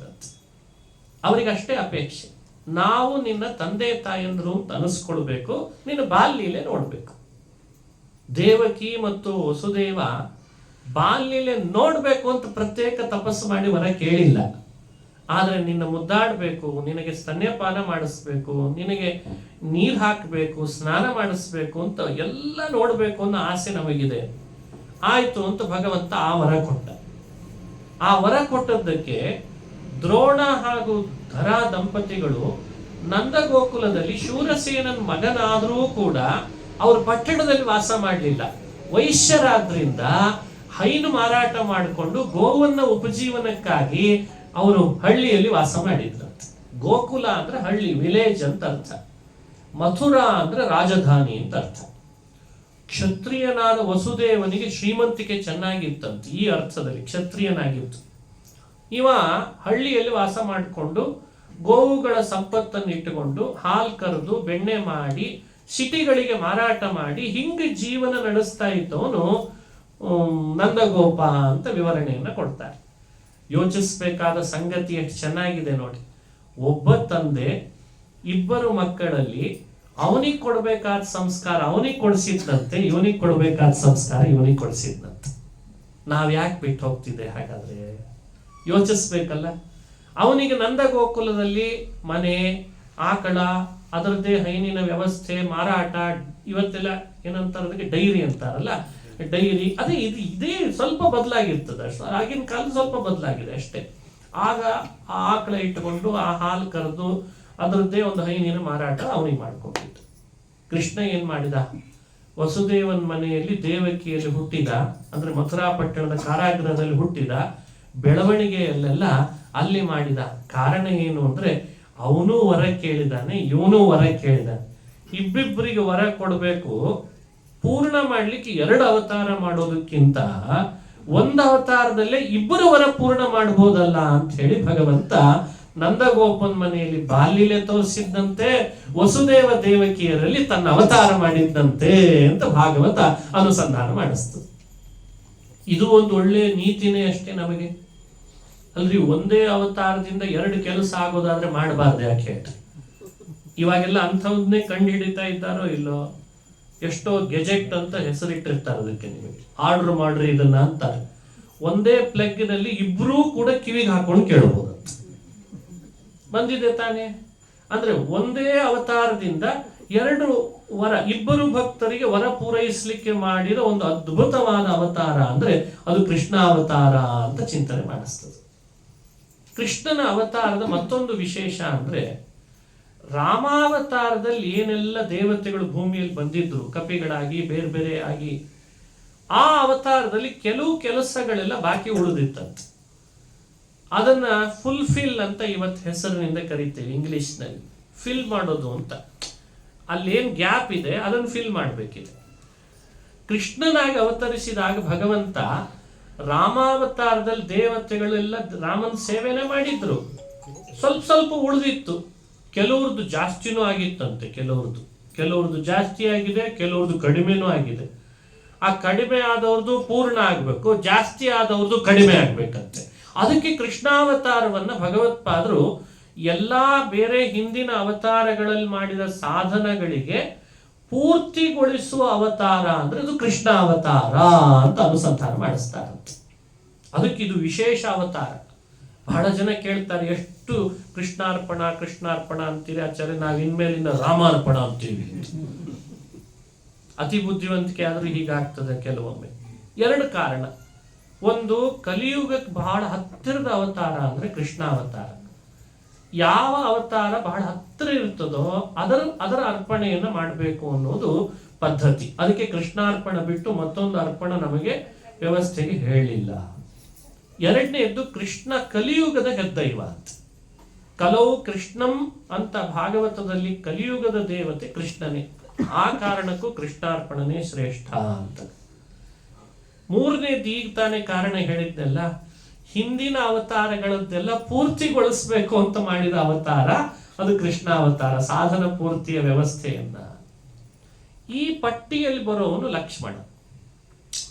ಯಾರ್ಯಾರು ಅಂತಂದ್ರೆ ಒಂದು ದೊಡ್ಡ ಪಟ್ಟಿ ಹೇಳಿದ್ರೆ ಬಹಳ ಆಗ್ತದೆ, ಒಬ್ಬೊಂದು ಹೇಳಿ ಮುಂದೆ ಹೋಗಿರ್ತೇನೆ. ಲಕ್ಷ್ಮಣ ರಾಮನ ಸೇವೆ ಮಾಡಿದ. ಎಷ್ಟು ಸೇವೆ ಮಾಡಿದ್ರೆ ಪುಣ್ಯ ಅವನಿಗೆ ಬಂದಿತ್ತು ಅಂದ್ರೆ ಅವನ ಅರ್ಹತೆಯನ್ನು ಮೀರಿಸೋಷ್ಟು ಬಂದಿತ್ತಂತೆ. ಅದು ಒಮ್ಮೊಮ್ಮೆ ಹಾಗಾಗ್ತದೆ, ಯಾವಾಗಲೂ ಅಲ್ಲ, ಒಮ್ಮೊಮ್ಮೆ ಹಾಗಾಗಿರ್ತದೆ. ಈಗ ಅರ್ಹತೆ ಮೀರಿದ ಪುಣ್ಯ ಲಕ್ಷ್ಮಣ ಭರಿಸ್ಲಾರ, ಯಾರಿಗೂ ಆಗಲ್ಲ. ಈಗ ನಮ್ಮ ಅರ್ಹತೆ ಮೀರಿ ಮನೆಯೊಳಗೆ ಹಣ ಬರ್ಲಿಕ್ಕೆ ಶುರು ಆದ್ರೆ ಏನಾಗ್ತದೆ ಹೇಳಿ? ನಮ್ಮ ಅರ್ಹತೆ ಅಂತ ಒಂದು ಇರ್ತದೆ, ಅದಕ್ಕೂ ಮೀರಿ ಹಣ ಬರ್ತದೆ ಅಂತಂದ್ರೆ ಮನೆಯೊಳಗೆ ಅಲ್ಲೊಂದು ದಾಳಿ ಆಗ್ತದೆ. ಲೋಕಾಯುಕ್ತರು ದಾಳಿ, ಇಡಿ ಅಂತ ಹೆಸರಿಟ್ಟಿದಾರಲ್ಲ, ಅಲ್ಲ ನೀವು ಬೇಡ ಅಂದ್ರೂ ಅವ್ರು ಬಂದೇ ಬರ್ತಾರೆ ದಾಳಿ ಮಾಡ್ಲಿಕ್ಕೆ. ಇದೇನೋ ಸಮಸ್ಯೆ ಇದೆ, ಇಲ್ಲೇನೋ ಸಮಸ್ಯೆ ಇದೆ ಅಂತ ಬರ್ತಾರೋ ಇಲ್ಲೋ. ನಮಗೇನು ಅನಿಸ್ತದೆ, ಹಣ ಅಂದ್ಮೇಲೆ ಎಷ್ಟಿದ್ರೇನು, ಆಸ್ತಿ ಅಂದ್ರೆ ಎಷ್ಟಿದ್ರೇನು ಅಂತ ನಮ್ಮ ತಲೆ ಒಳಗೆ. ಅದಲ್ಲ ಅಂತ ನಿರ್ಬಂಧ ಹಾಕಿದಾರಲ್ವೇ. ಭೌತಿಕವಾದ ಹಣ ಅರ್ಹತೆ ಮೀರಿ ಬಂದಿದೆ ಅಂದ್ರೇ ದಾಳಿ ಮಾಡ್ತಾರೆ. ಇನ್ನು ಪುಣ್ಯ ಅರ್ಹತೆ ಮೀರಿ ಬಂದಿದೆ ಅಂದ್ರೆ ಅದನ್ನೊಂದು ದಾಳಿ ಮಾಡಿ ಸರಿಪಡಿಸ್ಬೇಕಾದ ಸಿಸ್ಟಮ್ ಬೇಕೋ ಬೇಡವೋ, ಅದನ್ನು ಭಗವಂತ ಮಾಡ್ತಾನೆ. ಅದು ವೇದದಲ್ಲಿರುವ ರಹಸ್ಯ. ಈ ದೇವರ ಈ ಧರ್ಮ ಸಂಸ್ಥಾಪನೆ ಅನ್ನೋ ಹೆಸರು ವೇದದಲ್ಲಿ ಬರ್ತದೆ. ವೇದ ಒಂದು ಮಾತು ಹೇಳ್ತದೆ, ಏಧಮಾನದ್ವಿಳುಭಯಸ್ಯ ರಾಜ ಚೋಷ್ಕೂಯತೆ ವಿಷ ಇಂದ್ರೋ ಮನುಷ್ಯ ಅಂತ ಋಕ್ ಸಂಹಿತೆಯಲ್ಲಿ ಬಂತು. ಭಗವಂತನಿಗೆ ಬಹಳಷ್ಟು ನಾಮಗಳಿದೆ, ಅದರಲ್ಲಿ ಏಧಮಾನ ದ್ವಿಟ್ ಅಂತ ಒಂದು ನಾಮ. ಏಧಮಾನ ಅಂದ್ರೆ ಬೆಳವಣಿಗೆ ಆಗೋದು. ಏಧ ವೃದ್ಧವು, ಏಧಮಾನ ಅಂದ್ರೆ ಬೆಳವಣಿಗೆ. ಅವನ ಅರ್ಹತೆಯನ್ನು ಮೀರಿ ಯಾರಿಗೆ ಬೆಳವಣಿಗೆ ಆಗ್ತದೆ ಪುಣ್ಯ, ಅದನ್ನ ಭಗವಂತ ಅರ್ಹತೆ ಇದ್ದಷ್ಟೇ ಮಾಡ್ತಾನೆ. ಅವನ ಅರ್ಹತೆ ಮೀರಿ ಮಾಡಿಕೊಂಡ ಅಂತ ಅವನಿಗೆ ಸಮಸ್ಯೆ ಮಾಡ್ಲಾರ. ಅದಕ್ಕೆ ಅವನಿಗೆ ಏಧಮಾನ ದ್ವಿಟ್ ಅಂತ ನಾಮ ಅಂತ. ಲಕ್ಷ್ಮಣ ಪುಣ್ಯ ಮಾಡಿದ, ಸೇವೆ ಮಾಡಿದ, ಹೆಜ್ಜೆ ಹೆಜ್ಜೆಗೆ ರಾಮನ ಸೇವೆ, ಹೆಜ್ಜೆ ಹೆಜ್ಜೆಗೆ ರಾಮನ ಸೇವೆ ಮಾಡಿಬಿಟ್ಟ. ಅರ್ಹತೆ ಮೀರಿ ಹೋಯ್ತು. ಹಾಗಾಗಿ ದೇವರು ಅವನಿಗೆ ಹೇಳಿದ್ದಂತೆ ಲಕ್ಷ್ಮಣನಿಗೆ, ಲಕ್ಷ್ಮಣ ಅಂದ್ರೆ ಶೇಷ ದೇವರಿಗೆ ಲಕ್ಷ್ಮಣ ಅಂತ ಕರೀತಾರೆ. ಶೇಷ, ನೀನು ಈ ಬಾರಿ ನನಗಿಂತ ಮೊದಲೇ ದೇವಕಿ ಗರ್ಭದಲ್ಲಿ ಬಾ ಅಂತ. ನನಗಿಂತ ಮೊದಲೇ ಗರ್ಭವಾಸ ಮಾಡಿ. ಆಯ್ತು ಅಂದ. ಯಾರ ಗರ್ಭದಲ್ಲಿ ವಾಸ ಮಾಡಬೇಕು? ಈ ರಹಸ್ಯ ಕೇಳಿದ್ರೆ ಮೈ ರೋಮಾಂಚನ ಆಗ್ತದೆ. ಈ ಕಥೆನೇ ಹಾಗೆ. ದೇವಕಿ ಗರ್ಭದಲ್ಲಿ ಕೆಲವು ತಿಂಗಳು ಇರು ಅಂತ ಹೇಳಿದ ದೇವರು. ಆಯ್ತು ಅಂದ. ಶೇಷ ದೇವಕಿ ಗರ್ಭದಲ್ಲಿ ಇಂತಿಷ್ಟು ಮಾಸ ವಾಸ ಮಾಡಿದ್ನಂತೆ. ಆಮೇಲೆ ಭಗವಂತ ತನ್ನ ಮಾಯಾ ಶಕ್ತಿಗೆ ಆದೇಶ ಮಾಡಿದ. ವಸುದೇವನ ಪತ್ನಿಯರು ಬಹಳಷ್ಟು ಜನ ಇದ್ರಂತೆ. ವಸುದೇವ ಬಹಳ ದೊಡ್ಡ ವ್ಯಕ್ತಿ, ಸಾಮಾನ್ಯ ಇಲ್ಲಲ್ಲ ಅವನು. ಆ ಕಾಲದ ಬಹಳ ಪ್ರಸಿದ್ಧ ವ್ಯಕ್ತಿಯಾಗಿದ್ದಂತೆ. ಅವನಿಗೆ ರೋಹಿಣಿ ಅಂತ ಮತ್ತೊಬ್ಳು ಪತ್ನಿ ಇದ್ಲು. ಅವಳನ್ನು ವಿವಾಹ ತಾನು ಮಾಡಿಕೊಂಡು ಅವಳಲ್ಲೂ ಮಕ್ಕಳನ್ನು ಪಡಿತಾನೆ. ಕೆಲವು ಮಾಸಗಳ ತನಕ ದೇವಕಿ ಗರ್ಭದಲ್ಲಿ ಇರಲಿ ಶೇಷ ಮಾಯೆಗೆ ಆದೇಶ ಮಾಡಿ ಅಲ್ಲಿರುವಂತಹ ಗರ್ಭವನ್ನ ಆಕರ್ಷಿಸಿ ರೋಹಿಣಿ ಗರ್ಭಕ್ಕೀಡು ಅಂತ ಹೇಳಿಬಿಟ್ನಂತೆ. ಅವಳು ಕೂಡ ಕಶ್ಯಪ ಋಷಿಗಳ ಪತ್ನಿಯಲ್ಲಿ ಒಬ್ಬಳು. ಹಿನ್ನೆಲೆಯನ್ನು ಅನುಸಂಧಾನ ಮಾಡಿಸಿದ್ದಾರೆ. ಕಶ್ಯಪ ಋಷಿಗಳಿಗೆ ಒಟ್ಟು 13 ಜನ ಪತ್ನಿಯರಿದ್ರಂತೆ. ಅವರು ಪ್ರಜಾಪತಿಗಳು. ದಿತಿ, ಅದಿತಿ, ಧನು, ಕರ್ತೃ, ಕೀಕಸ, ವಿನತ, ಸುರಭಿ ಅಂತ ಅವರ ಪತ್ನಿಯರ ಹೆಸರು. ಅದಿತಿ ಅನ್ನೋಳು ದೇವಕಿಯಾಗಿ ದ್ವಾಪರದಲ್ಲಿ ಅವತಾರ ಮಾಡಿದ್ದಾಳೆ. ಸುರಭಿ ಅನ್ನೋಳು ರೋಹಿಣಿಯಾಗಿ ಅವತಾರ ಮಾಡಿದ್ದಾಳೆ. ಹಾಗಾಗಿ ಭೂಮಿಯಲ್ಲಿ ಹಿಂದಿನ ಜನ್ಮದಲ್ಲೆಲ್ಲ ಕಶ್ಯಪರ ಪತ್ನಿಯರೇ ಆದವರು ಅಲ್ಲಲ್ಲಿ ಹುಟ್ಟಿದ್ರಂತವ್ರು. ಆಶ್ಚರ್ಯ ಆಗ್ತದೆ ಈ ಕಥೆಗಳು ಕೇಳಿದ್ರೆ ನಿಮಗೆಲ್ಲ. ಅಲ್ಲಲ್ಲಿ ಹುಟ್ಟಿದ್ದಾರೆ, ಅಲ್ಲಲ್ಲಿ ಅವತಾರ ಕೆಲವರು ಮಾಡಿದ್ದಾರೆ. ಅವರನ್ನು ಈತನೇ ವಿವಾಹ ಮಾಡಿಕೊಂಡಿದ್ದ.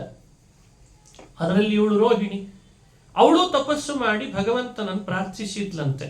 ನನಗೊಬ್ಬ ಮಗನಾಗಬೇಕು, ಬಲಿಷ್ಠನಾಗಿರಬೇಕು, ನಿನಗೆ ಸದೃಶನಾಗಿರಬೇಕು ಅಂತಿದ್ಲಂತೆ. ಆಯಿತು ಅಂತ ವರ ಕೊಟ್ಟಿದ್ದ ವಿಷ್ಣು. ಈಗ ದೇವಕಿಯಲ್ಲಿ ಕೆಲವು ತಿಂಗಳು ವಾಸ ಮಾಡಿಸಿದ. ಮಾಯೆಗೆ ಆದೇಶ ಮಾಡಿ ಆ ಗರ್ಭವನ್ನು ಆಕರ್ಷಣ ಮಾಡಿ ರೋಹಿಣಿ ಗರ್ಭದಲ್ಲಿ ಇರಿಸಿದ್ದಂತೆ. ಒಟ್ಟು ದೇವಕಿ ಮತ್ತು ರೋಹಿಣಿ ಇಬ್ಬರ ಗರ್ಭದೊಳಗೂ ಶೇಷನನ್ನು ಪ್ರವೇಶಿಸಿ 10 ತಿಂಗಳ ಕಾಲ ಮಾತ್ರ ಗರ್ಭವಾಸ ಮಾಡಿಸಿದ್ನಂತೆ. ದೇವತೆಗಳೆಲ್ಲ ಗರ್ಭವಾಸ 10 ತಿಂಗಳು ಮಾಡ್ತಾರಂತೆ. ಯಾವ ಮಗು ತಾಯಿ ಗರ್ಭದಿಂದ 10 ತಿಂಗಳು ಆದ ಕೂಡಲೇ ಹುಡುತ್ತದೆ ಭಾರಿ ಬುದ್ಧಿವಂತ ಅಂತ. ಬಹಳ ಅವಸರದ ಗೇಡಿ ವ್ಯವಸ್ಥೆ ಇದೆ ಇವತ್ತೆಲ್ಲ. ಅದರದ್ದು ಸಮಸ್ಯೆ ಬೇರೆ ಇದೆ, ನಾನು ಅದ್ರ ಬಗ್ಗೆ ಚರ್ಚೆ ಮಾಡಲ್ಲ ಸದ್ಯಕ್ಕೆ. ಅಂತೂ ದಶೇತಿ ಪೂರ್ಣ ಗರ್ಭವಾಸ. ಹಾಗಾಗಿ ಇಲ್ಲಿ ಅಲ್ಲಿ ಸೇರಿಸಿ 10 ಆಯ್ತಂತೆ. ಅದು ವೇದ ಹಾಗೆ ಹೇಳ್ತದೆ, ದೇವತೆಗಳು ಹಾಗೇ ವಾಸ ಮಾಡಿ ಬರ್ತಾರೆ ಅಂತ. ಅದಕ್ಕನುಗುಣವಾಗಿ ಮಹಾನುಭಾವ ಶೇಷ ಆ ರೋಹಿಣಿ ಗರ್ಭಕ್ಕೆ ಬರುವಾಗ ಮಾಯೆ ದೇವಕಿಯ ಗರ್ಭದಿಂದ ಆಕರ್ಷಿಸಿದ್ದಕ್ಕೆ ಅವನಿಗೆ ಸಂಕರ್ಷಣ ಅಂತ ಹೆಸರು ಬಂತಂತೆ. ಗರ್ಭ ಸಂಕರ್ಷಣಾದಿಮಂ ಸಂಕರ್ಷಣ ಮಾಹುಹು ಅಂತಂತ. ಇಲ್ಲದೆ ಇದ್ರೆ ಯಾಕೆ ಅವನಿಗೆ ಸಂಕರ್ಷಣ ಅಂತ ಹೆಸರು ಬರ್ತಿತ್ತು? ಹಾಗಾಗಿ ಅವನಿಗೆ ಸಂಕರ್ಷಣ ಅಂತ ನಾಮ ಬಂತು. ಆತ ಜ್ಯೇಷ್ಠ ಮಾಸದಲ್ಲಿ ಜನ್ಮ ತಳೆದ. ಕೃಷ್ಣನಿಗಿಂತ ಮೊದಲೇ ಅವತಾರ ಮಾಡಿದ. ಯಾವತ್ತು ದುರ್ಗೆ ದೇವಕಿ ಗರ್ಭದಿಂದ ಬಲರಾಮ ಶೇಷನನ್ನು ಆಕರ್ಷಿಸಿದ್ಲೋ ಆಮೇಲೆ ಭಗವಂತ ದೇವಕಿ ಗರ್ಭದಲ್ಲಿ ತನ್ನ ವಿಶೇಷ ಸನ್ನಿಧಾನ ಇಟ್ಟನಂತೆ. ಆಶ್ಚರ್ಯದ ಸಂಗತಿ ಏನು ಗೊತ್ತೇನು? ಈ ಆಕರ್ಷಿಸುವ ದೇವ ರಹಸ್ಯ ಕಂಸನಿಗೆ ಗೊತ್ತಿಲ್ಲ. ದಡ್ಡ, ಈ ವಿಷಯದಲ್ಲಿ ದಡ್ಡನೇ ಆದ ಪೂರ್ಣ. ಕೇಳಿದ್ನಂತೆ, ಅಲ್ಲ ಗರ್ಭಿಣಿಯಾಗಿದ್ಲಲ್ಲ ದೇವಕಿ, ಕಾರಾಗೃಹದಲ್ಲಿದ್ಲು, ಎಲ್ಲಿ ಹೋಯ್ತು ಆ ಮಗು ಅಂತ. ಅಲ್ಲಿ ಗರ್ಭಸ್ರಾವೇಣ ಗತಃ ಅಂತ ಸುದ್ದಿ ಹಬ್ಬಿಸಿದ್ರಂತೆ. ಗರ್ಭಸ್ರಾವ ಆಗಿದೆ, ಹಾಗಾಗಿ ಮಗು ಹುಟ್ಟಲಿಲ್ಲ ಅಂತ ಸುದ್ದಿ ಹಬ್ಬಿಸ್ಬಿಟ್ಟಿದ್ದಾರೆ. ಕಂಸನಿಗೆ ತಲೆ ಒಳಗಿದೆ ಗರ್ಭಸ್ರಾವ ಆಗಿದೆ ಅಂತ. ದೇವರು ಮಾಡಿಸಿದಾನೆ, ಗರ್ಭ ವಾಸನೆ ಮಾಡಿಸಿ ರೋಹಿಣಿಯ ಗರ್ಭದಲ್ಲಿ ಇರಿಸಿದಾನೆ. ಅಲ್ಲಿ ಮಗು ಹುಟ್ಟೋ ಹಾಗೆ ಮಾಡಿದ. ರೋಹಿಣಿಯಲ್ಲಿ ಮಗು ಹುಟ್ಟಿ ಕೆಲವು ತಿಂಗಳಿಗೆ ಕೃಷ್ಣ ಬತ್ತಿ ದೇವಕಿ ಗರ್ಭದಿಂದ ಅವತಾರ ಮಾಡಿ ಬಂದಂತ. ಹಾಗಾಗಿ ಬಲರಾಮ ದೇವಕಿಯನ್ನೂ ತಾಯಿ ಅಂತ ಮಾಡಿಕೊಳ್ಬೇಕಾಯ್ತು, ರೋಹಿಣಿಯನ್ನೂ ತಾಯಿ ಅಂತ ಮಾಡಿಕೊಂಡ. ಯಶೋದೆಯ ಮನೆಯೊಳಗೆ ಬೆಳವಣಿಗೆ ಪಡೆದಾಗ ಯಶೋದೆಯು ಲಾಲನ ಪಾಲನ ಮಾಡಿಸಿದ್ದಕ್ಕೆ ಯಶೋದೆನೂ ತಾಯಿ ಆದ್ಲು.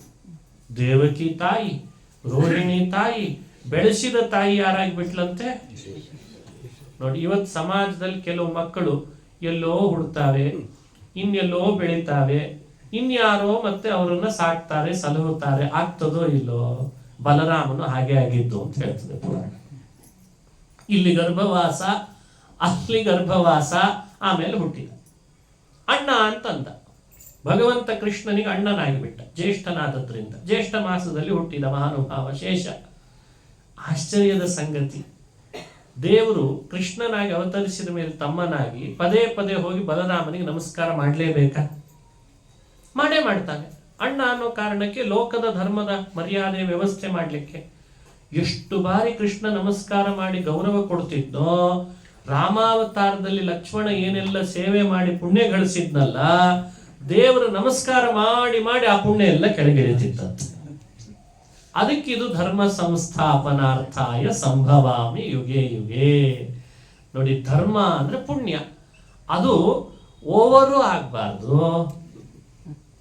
ಕೆಲವರು ಓವರ್ ಆಗಿಬಿಟ್ಟಿರ್ತದೆ, ಅದು ಯಾವುದೂ ಓವರ್ ಆಗ್ಬಾರ್ದು ಜೀವನದಲ್ಲಿ. ಅತಿ ಸರ್ವತ್ರ ವರ್ಜಯೇತು ಅಂದ್ರೆ ದೇವತೆಗಳಲ್ಲಿ ಈ ವ್ಯವಸ್ಥೆ ಇದೆ. ಇದನ್ನೇ ಮುಂದೆ ಕಂಟಿನ್ಯೂ ಮಾಡಿ ಹೇಳ್ತಾರೆ, ಗೋಪಿಕಾಸ್ತ್ರೀಯರಲ್ಲೂ ಅನ್ವಯ ಮಾಡಿಕೊಳ್ಳ್ರಿ, ಅಪ್ಲೈ ಮಾಡ್ಬೇಕು ಈ ನಿಯಮವನ್ನ.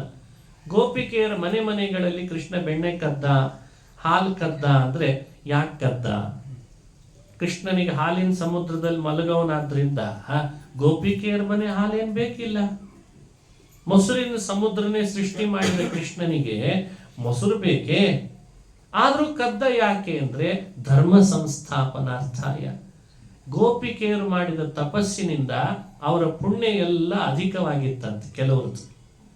ಆ ಅಧಿಕ ಪುಣ್ಯ ಎಲ್ಲ ಕೃಷ್ಣ ಕಳ್ತನ ಮಾಡಿದಾಗ ಅವನ ಮೇಲೆ ಸಿಟ್ಟು ಮಾಡ್ತಿದ್ರಂತೆ. ಯಾರ್ಯಾರು ಕೃಷ್ಣನ ಮೇಲೆ ಸಿಟ್ಟು ಮಾಡಿದ್ರೋ, ಸಿಟ್ಟಿಗೆ ಒಂದು ರಹಸ್ಯ ಏನು ಅಂದ್ರೆ, ಯಾರ ಮೇಲೆ ಸಿಟ್ಟು ಮಾಡಿರ್ತಾರೋ ಮಾಡಿದವ್ರ ಪುಣ್ಯ ಎಲ್ಲ ಸಿಟ್ಟು ಯಾರ ಮೇಲೆ ಮಾಡಿರ್ತಾರೋ ಅವ್ರಿಗೆ ಹೋಗ್ತದಂತೆ. ನಾವು ಕನ್ನಡದಲ್ಲಿ ಒಂದು ಮಾತು ಹೇಳ್ತೀವಲ್ಲ, ಬರೀ ಪಾಪದ ಬಗ್ಗೆ ಅಷ್ಟೇ, ಅದನ್ನು ಉಲ್ಟನೂ ಮಾಡ್ಬೇಕೀಗ. ಈಗ ಪಾಪ ಮಾಡಿದವ್ರು ಯಾರೋ, ಆಡ್ಕೊಂಡವ್ರು ಯಾರೋ ಅವ್ರಿಗೆ ಬರ್ತದಂತ. ಹಾಗೊಂದು ಮಾತಿದೆ ತಾನೇ ಕನ್ನಡದಲ್ಲಿ, ಏನಂತಿದೆ ಆ ಮಾತು ಕೇಳ್ತೀವಿ, ಬಹಳ ಪ್ರಸಿದ್ಧ ಅದು. ಮಾಡಿದವ್ರ ಪಾಪ ಆಡದವರಿಗೆ ಅಂತ, ಆಡದವ್ರ ಬಾಯಿಗೆ ಅಂತ. ಪಾಪ ಮಾಡಿದವನು ಅವನು, ಆದ್ರೆ ಪಾಪ ಅವನಿಗೆ ಹೋಗಿ ಸೇರ್ಕೊಳ್ತದೆ. ಯಾರು ಅದ್ರ ಬಗ್ಗೆ ಪದೇ ಪದೇ ಆಡ್ತಿರ್ತಾನಲ್ಲ ಅವನಿಗೆ ಸೇರ್ಕೊಳ್ತದೆ. ಪಾಪಕ್ಕೆ ಇಷ್ಟು ಶಕ್ತಿ ಇದೆ ಅಂದ್ರೆ ಮತ್ತೆ ಪುಣ್ಯವೂ ಕೂಡ ಯಾರು ಬೈಗಳನ್ನು ಬಯಸ್ಕೊಳ್ತಾರೋ, ಸಿಟ್ಟು ಯಾರು ಮಾಡಿಸ್ಕೊಳ್ತಾರೋ, ನಾವು ಮಾಡಿದ ಪುಣ್ಯ ಅವ್ರಿಗೆ ಹೋಗಿ ಸೇರ್ತದೆ. ಇದೊಂದು ವಿಚಿತ್ರ, ಭಗವಂತ ಫೋನ್ ಪೇ ಇದ್ದಂಗೆ ಆಟೋ ಪೇ ವ್ಯವಸ್ಥೆ ಮಾಡಿಬಿಟ್ಟಿದ್ದಾನೆ. ನೀವೇನು ಅದಕ್ಕೇನು ಕಷ್ಟಪಡಬೇಡಿ, ಪಿನ್ನೂ ಹಾಕಬೇಡಿ. ನೀವೇನ್ ಪಿನ್ ನಂಬರ್ ಕೊಡೋ ಕಾರಣ ಇಲ್ಲ, OTP ಕಳಿಸೋ ಕಾರಣ ಇಲ್ಲ. ನಾನೇ ಪುಣ್ಯ ಪಾಪ ಯಾರಿಗೆ ಯಾರ ಬಗ್ಗೆ ಎಲ್ಲಿ ಮಾಡಿಸಿ ಅವರಿಂದ ಇವ್ರ ಕೈ ಆಡಿಕೊಳ್ಳೋ ಹಾಗೆ ಮಾಡಿ ಇವ್ರದನ್ನ ಅವರಿಗೆ, ಅವ್ರದನ್ನ ಇವರಿಗೆ ಕಳಿಸ್ಬಿಡ್ತಾರೆ. ಇದು ಧರ್ಮ ಸಂಸ್ಥಾಪನ. ಸಿಸ್ಟಮ್ ಕರಪ್ಟ್ ಆಗ್ಬಾರ್ದಲ್ಲ, ಇದು ಭಗವಂತನ ಆಡಳಿತ ಆಗಿದೆ ಅಂತ ಭಾಗವತ ಹೇಳ್ತಾರೆ. ಒಂದು ಲಕ್ಷ್ಮಣ ಅರ್ಹತೆ ಮೀರಿ ಪುಣ್ಯ ಗಳಿಸಿದಾನೆ ಅನ್ನೋ ಕಾರಣಕ್ಕೆ ಅಣ್ಣನನ್ನಾಗಿ ಮಾಡಿ ಅವನಿಗೆ ನಮಸ್ಕಾರಾದಿಗಳ ಮೂಲಕ ಪುಣ್ಯವನ್ನು ವ್ಯವಸ್ಥೆ ಮಾಡಿದ. ಇನ್ನೊಂದು ಗೋಪಿಕಾ ಸ್ತ್ರೀಯರು, ಅವರ ಪುಣ್ಯ ಅರ್ಹತೆ ಮೀರಿ ಹೋಗಿದೆ ಆದ ಕಾರಣ ಅವರ ಮನೆಯಲ್ಲಿ ಕಳ್ಳತನ ಮಾಡಿ, ಲೋಕ ಎಲ್ಲ ನನ್ನನ್ನು ಕಳ್ಳ ಅಂದ್ರೂ ಪರವಾಗಿಲ್ಲ, ನಿಮ್ಮ ಪುಣ್ಯ ಮಾತ್ರ ಅರ್ಹತೆ ಇದ್ದಷ್ಟೇ ಮಾಡ್ತೇನೆ ಅಂತ ಮಾಡಿಸ್ಕೊಂಡು. ಇದಲ್ವೇ ದಯಾಪರತೆ. ನೀ ದಯಾಪರನೋ ನಿನ್ನವರು ದಯಾಪರರು. ಅದಕ್ಕೆ ದಾಸರ ಆ ಮಾತನ್ನ ಆಡ್ತಾರೆ, ಎಷ್ಟು ದಯಾಪರ ಶ್ರೀಯರಿ. ಯಾಕೆ ಹೀಗೆ ಯಾಕೆ ಮಾಡ್ತಾನೆ? ಕೆಲವರಿಗೆ ಅನಿಸ್ಬಹುದು, ಪುಣ್ಯ ಎಷ್ಟಿದ್ರು ಏನಂತ್ರಿ, ಅವ್ರಿಗೆ ಬೇಕೇ ಬೇಕಲ್ವೇ ಅದು, ಅದನ್ನು ನೀವು ಬೇಡ ಬೇಡ ಅಂದ್ರೆ ಹೇಗೆ ಅಂತ ಪ್ರಶ್ನೆ. ಅದಲ್ಲ ಅಂತಾರೆ. ಪುಣ್ಯವೂ ಕೂಡ ಮನುಷ್ಯನಿಗೆ ಹೆಚ್ಚಾದ್ರೆ ಅದರಿಂದ ತಪ್ಪು ದಾರಿಗೆ ಹಿಡಿತಾನೆ. ಹಣ ಮನುಷ್ಯನಿಗೆ ಹೆಚ್ಚಾದ್ರೆ ತಪ್ಪು ದಾರಿಗೆ ಹಿಡಿತಾರೋ ಇಲ್ಲೋ, ಅದಕ್ಕೆ ದಾಳಿ ಮಾಡೋದು. ಮತ್ತೆ ಹಾಗೆ ಪುಣ್ಯವೂ ಅಷ್ಟೇ. ಆದ್ರೆ ಒಂದು ರಹಸ್ಯವನ್ನ ಭಗವತ್ಪಾದರು ಹೇಳ್ತಾರೆ. ಈ ಅರ್ಹತೆ ಮೀರಿದ ಪುಣ್ಯವನ್ನ ಮಾಡುವವರು ಯಾರು ಅಂತ ಪ್ರಶ್ನೆ. ಯಾಕಂದ್ರೆ ನಾಳೆಯಿಂದ ನಾವ್ ಯಾರನ್ನೋ ಬೈದ್ ಬಿಡೋದು, ಹೋಗಿ ಚೆನ್ನಾಗಿ ಬೈದ್ ಬಿಡೋದು. ಯಾಕ್ರಿ ಬೈದು? ನಮ್ಮ ಪುಣ್ಯ ಜಾಸ್ತಿ ಆಗಿತ್ತು, ನಿಮಗೆ ಕೊಡ್ಲಿಕ್ಕೆ ಬೈದಿದ್ದೀವಿ. ಹಿಂಗ್ ದುರುಪಯೋಗ ಮಾಡಿದ್ರೆ ಯಾರಿಗೂ ಹೊಡೆದು ಬಿಡೋದು, ಇನ್ನೇನೋ ಮಾಡೋದು. ಯಾಕೆ ಹಿಂಗ್? ನಮ್ಮ ಪುಣ್ಯ ಜಾಸ್ತಿ ಆಗಿತ್ತು. ಎಲ್ಲ ಮಿಸ್ಯೂಸಿನ ವ್ಯವಸ್ಥೆ. ಹಾಕೋ ಪ್ರೊಜೆಕ್ಟೇ ಬೇರೆ, ಸಿಗೋ ಫಲಾನುಭವಿಗಳು ಮಾಡ್ಕೊಳ್ಳೋರೇ ಬೇರೆ. ನೋಡಿದ್ರಲ್ಲಿ ಉಚಿತ ಸೇವೆಯ ವ್ಯವಸ್ಥೆಗಳೆಲ್ಲ ಸಿಗ್ತಿರೋದು ಯಾರಿಗೆ ಅಂತ.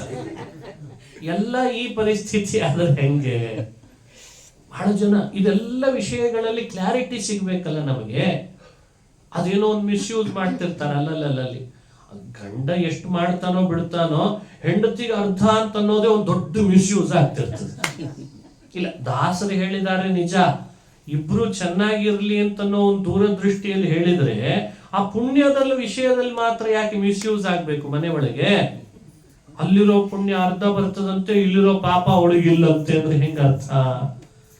ಹಿಂಗೆಲ್ಲ ಮನುಷ್ಯರನ್ನ ತಪ್ಪದಾರಿಗೆ ತರೋ ಹಾಗಿಲ್ಲ. ಭಗವಂತ ಆ ವ್ಯವಸ್ಥೆಯನ್ನು ಹೇಗಿಟ್ಟಿದ್ದಾನೆ? ಅರ್ಹತೆ ಮೀರಿ ಪುಣ್ಯ ಮಾಡೋರು ಅಂತಂದ್ರೆ ಇಬ್ರೇ ಅಂತ. ಎ ಬಿ ಸಿ ಅಂತ 3 ಕ್ಯಾಟಗರಿ ದೇವರು ಸೃಷ್ಟಿ ಮಾಡಿದ ಜೀವನನ್ನು ಹಾಗೂ ತಿಳಿಸ್ತಾರೆ. ದೇವ, ಋಷಿ, ಮಾನುಷ. ದೇವ ಅಂದಾಗಲೇ ಗಂಧರ್ವರೆಲ್ಲ ಅಲ್ಲೇ ಸೇರಿಕೊಳ್ತಾರೆ. ದೇವತೆಗಳು, ಋಷಿಗಳು ಮಾತ್ರ ಅರ್ಹತೆ ಮೀರಿ ಪುಣ್ಯ ಮಾಡ್ತಾರಂತೆ. ಹಾಗಾಗಿ ಈ ಎಕ್ಸಂಪ್ಷನ್, ಈ ವ್ಯವಸ್ಥೆಗಳೆಲ್ಲ ಇರೋದು ಯಾರಿಗೆ ಅಂದ್ರೆ ದೇವತೆಗಳಿಗೆ ಮಾತ್ರ. ಹೀಗೆ ಹೇಳಿದ್ರಿಂದಲೇ ಗೋಪಿಕಾ ಸ್ತ್ರೀಯರು ಯಾರು, ನಾವು ನೀವು ತಿಳಿದಂತೆ ಸಾಮಾನ್ಯ ಸ್ತ್ರೀಯರಲ್ಲ ಅಂತ. ಅವ್ರು ಯಾರು ಅನ್ನೋದ್ರ ರಹಸ್ಯ ಮುಂದೆ ಹೇಳ್ತಾರೆ. ಅವ್ರು ಭಗವಂತನ ಉಪಾಸನೆ ಹೇಗೆ ಮಾಡ್ತಾರೆ ಅನ್ನೋದನ್ನು ಮುಂದೆ ಭಗವತ್ಪಾದರು ಹೇಳ್ತಾರೆ. ದೇವರ ಉಪಾಸನೆ ಅವರಿಂದ ಹೇಗೆ ನಡೀತದೆ, ಅವರು ತಪಸ್ಸು ಹೇಗೆ ಮಾಡಿದ್ರು, ಅದನ್ನು ಮುಂದೆ ಚಿಂತಿಸ್ಲಿಕ್ಕಿದೆ ನಾವೆಲ್ಲ. ಹಾಗಾಗಿ ಈ ಕಾರಣ ನೆನಪಿರಬೇಕು. ದೇವತೆಗಳು, ಋಷಿಗಳಿಗೆ ಮಾತ್ರ ಅರ್ಹತೆ ಮೀರಿ ಪುಣ್ಯ ಮಾಡುವಂತಹ ಶಕ್ತಿ. ಒಂದು ಸಂದರ್ಭ ಬರ್ತದೆ, ಮನುಷ್ಯರಿಗೆ ಅರ್ಹತೆ ಮೀರಿ ಪುಣ್ಯ ಮಾಡುವ ಸಂದರ್ಭ ಎಲ್ಲೂ ಇಲ್ಲ. ನ ದೇವಾಹ ನ ಮನುಷ್ಯಾಹ ಅಂತ ಕರೀತಾರೆ. ಹೀಗೆ ಹೇಳಿದ್ರಿಂದ ಇಲ್ಲೊಂದು ಧರ್ಮದ ಸ್ಥಾಪನೆ ಆಗ್ತದೆ. ಮತ್ತೆ ಪುನಃ ಏನು, ನಾವು ನೀವು ಅರ್ಹತೆ ಇದ್ದಷ್ಟೇ ಮಾಡಲ್ಲ ಅನ್ನೋ ವ್ಯಂಗ್ಯನೂ ಇದೆ ಅಂತ. ಅಂದ್ರೆ ಒಂದು ದೊಡ್ಡ ಅರ್ಹತೆ ಕೊಟ್ಟಿದ್ದಾನೆ ನಮಗೆ ಪುಣ್ಯ ಮಾಡ್ಲಿಕ್ಕೆ ಈಗಾಗಲೇನೆ, ಅಷ್ಟನ್ನು ನಾವು ಮಾಡ್ತಿಲ್ಲ ಅಂತ. ಇನ್ನು ಅರ್ಹತೆ ಮೀರಿ ಮಾಡೋದಂತೂ ದೂರನೇ ಅಂತ ಹೀಗೂ ನಮಗೆ ಸ್ಫೂರ್ತಿ ಕೊಡುವಂತೆ ಮಾತುಗಳು ಶಾಸ್ತ್ರಗಳಲ್ಲಿ ಬರ್ತಾವೆ. ಹಾಗಾಗಿ ಮುಂದಿನ 6 ದಿವಸಗಳಲ್ಲಿ ಹೀಗೆ ಧರ್ಮದ ಸ್ಥಾಪನೆ ಕೃಷ್ಣನ ಅವತಾರದಲ್ಲಿ ಹೇಗೆ ನಡೀತು, ಭಗವಂತ ನಮಗೆ ಎಂಥ ನೀತಿಯನ್ನು ಬೋಧಿಸಿದಾನೆ, ನಮ್ಮನ್ನು ಹೇಗೆ ಬದಲಾಯಿಸ್ಕೊಳ್ಬೋದು ಸಾಧ್ಯವಾದಷ್ಟು ಅಂತ ತಿಳಿಯೋ ಪ್ರಯತ್ನ ಮಾಡೋಣ. ನಾಳೆ ಮತ್ತೆ ಸರಿಯಾಗಿ 6:15 ಪ್ರಾರಂಭ ಮಾಡೋಣ. ಎಲ್ಲರೂ ಇಲ್ಲಿ ಸೇರಿ ಮುಂದುವರಿಸೋಣ. ದಿನ ಒಂದು ಶ್ಲೋಕ ನಿಮ್ಮ ಬಾಯಿಂದ ಹೇಳಿಸ್ಬೇಕು ಅಂತ ಅಪೇಕ್ಷೆ ಪಡ್ತೇನೆ. ಕೃಷ್ಣನ, ರಾಮನ ಬಗ್ಗೆ ಒಂದು ಶ್ಲೋಕ ಒಂದು 5 ಬಾರಿ ಹೇಳಿ ಅದನ್ನು ಮುಕ್ತಾಯ ಮಾಡೋಣ ಅಂತ ಹೇಳ್ತಾ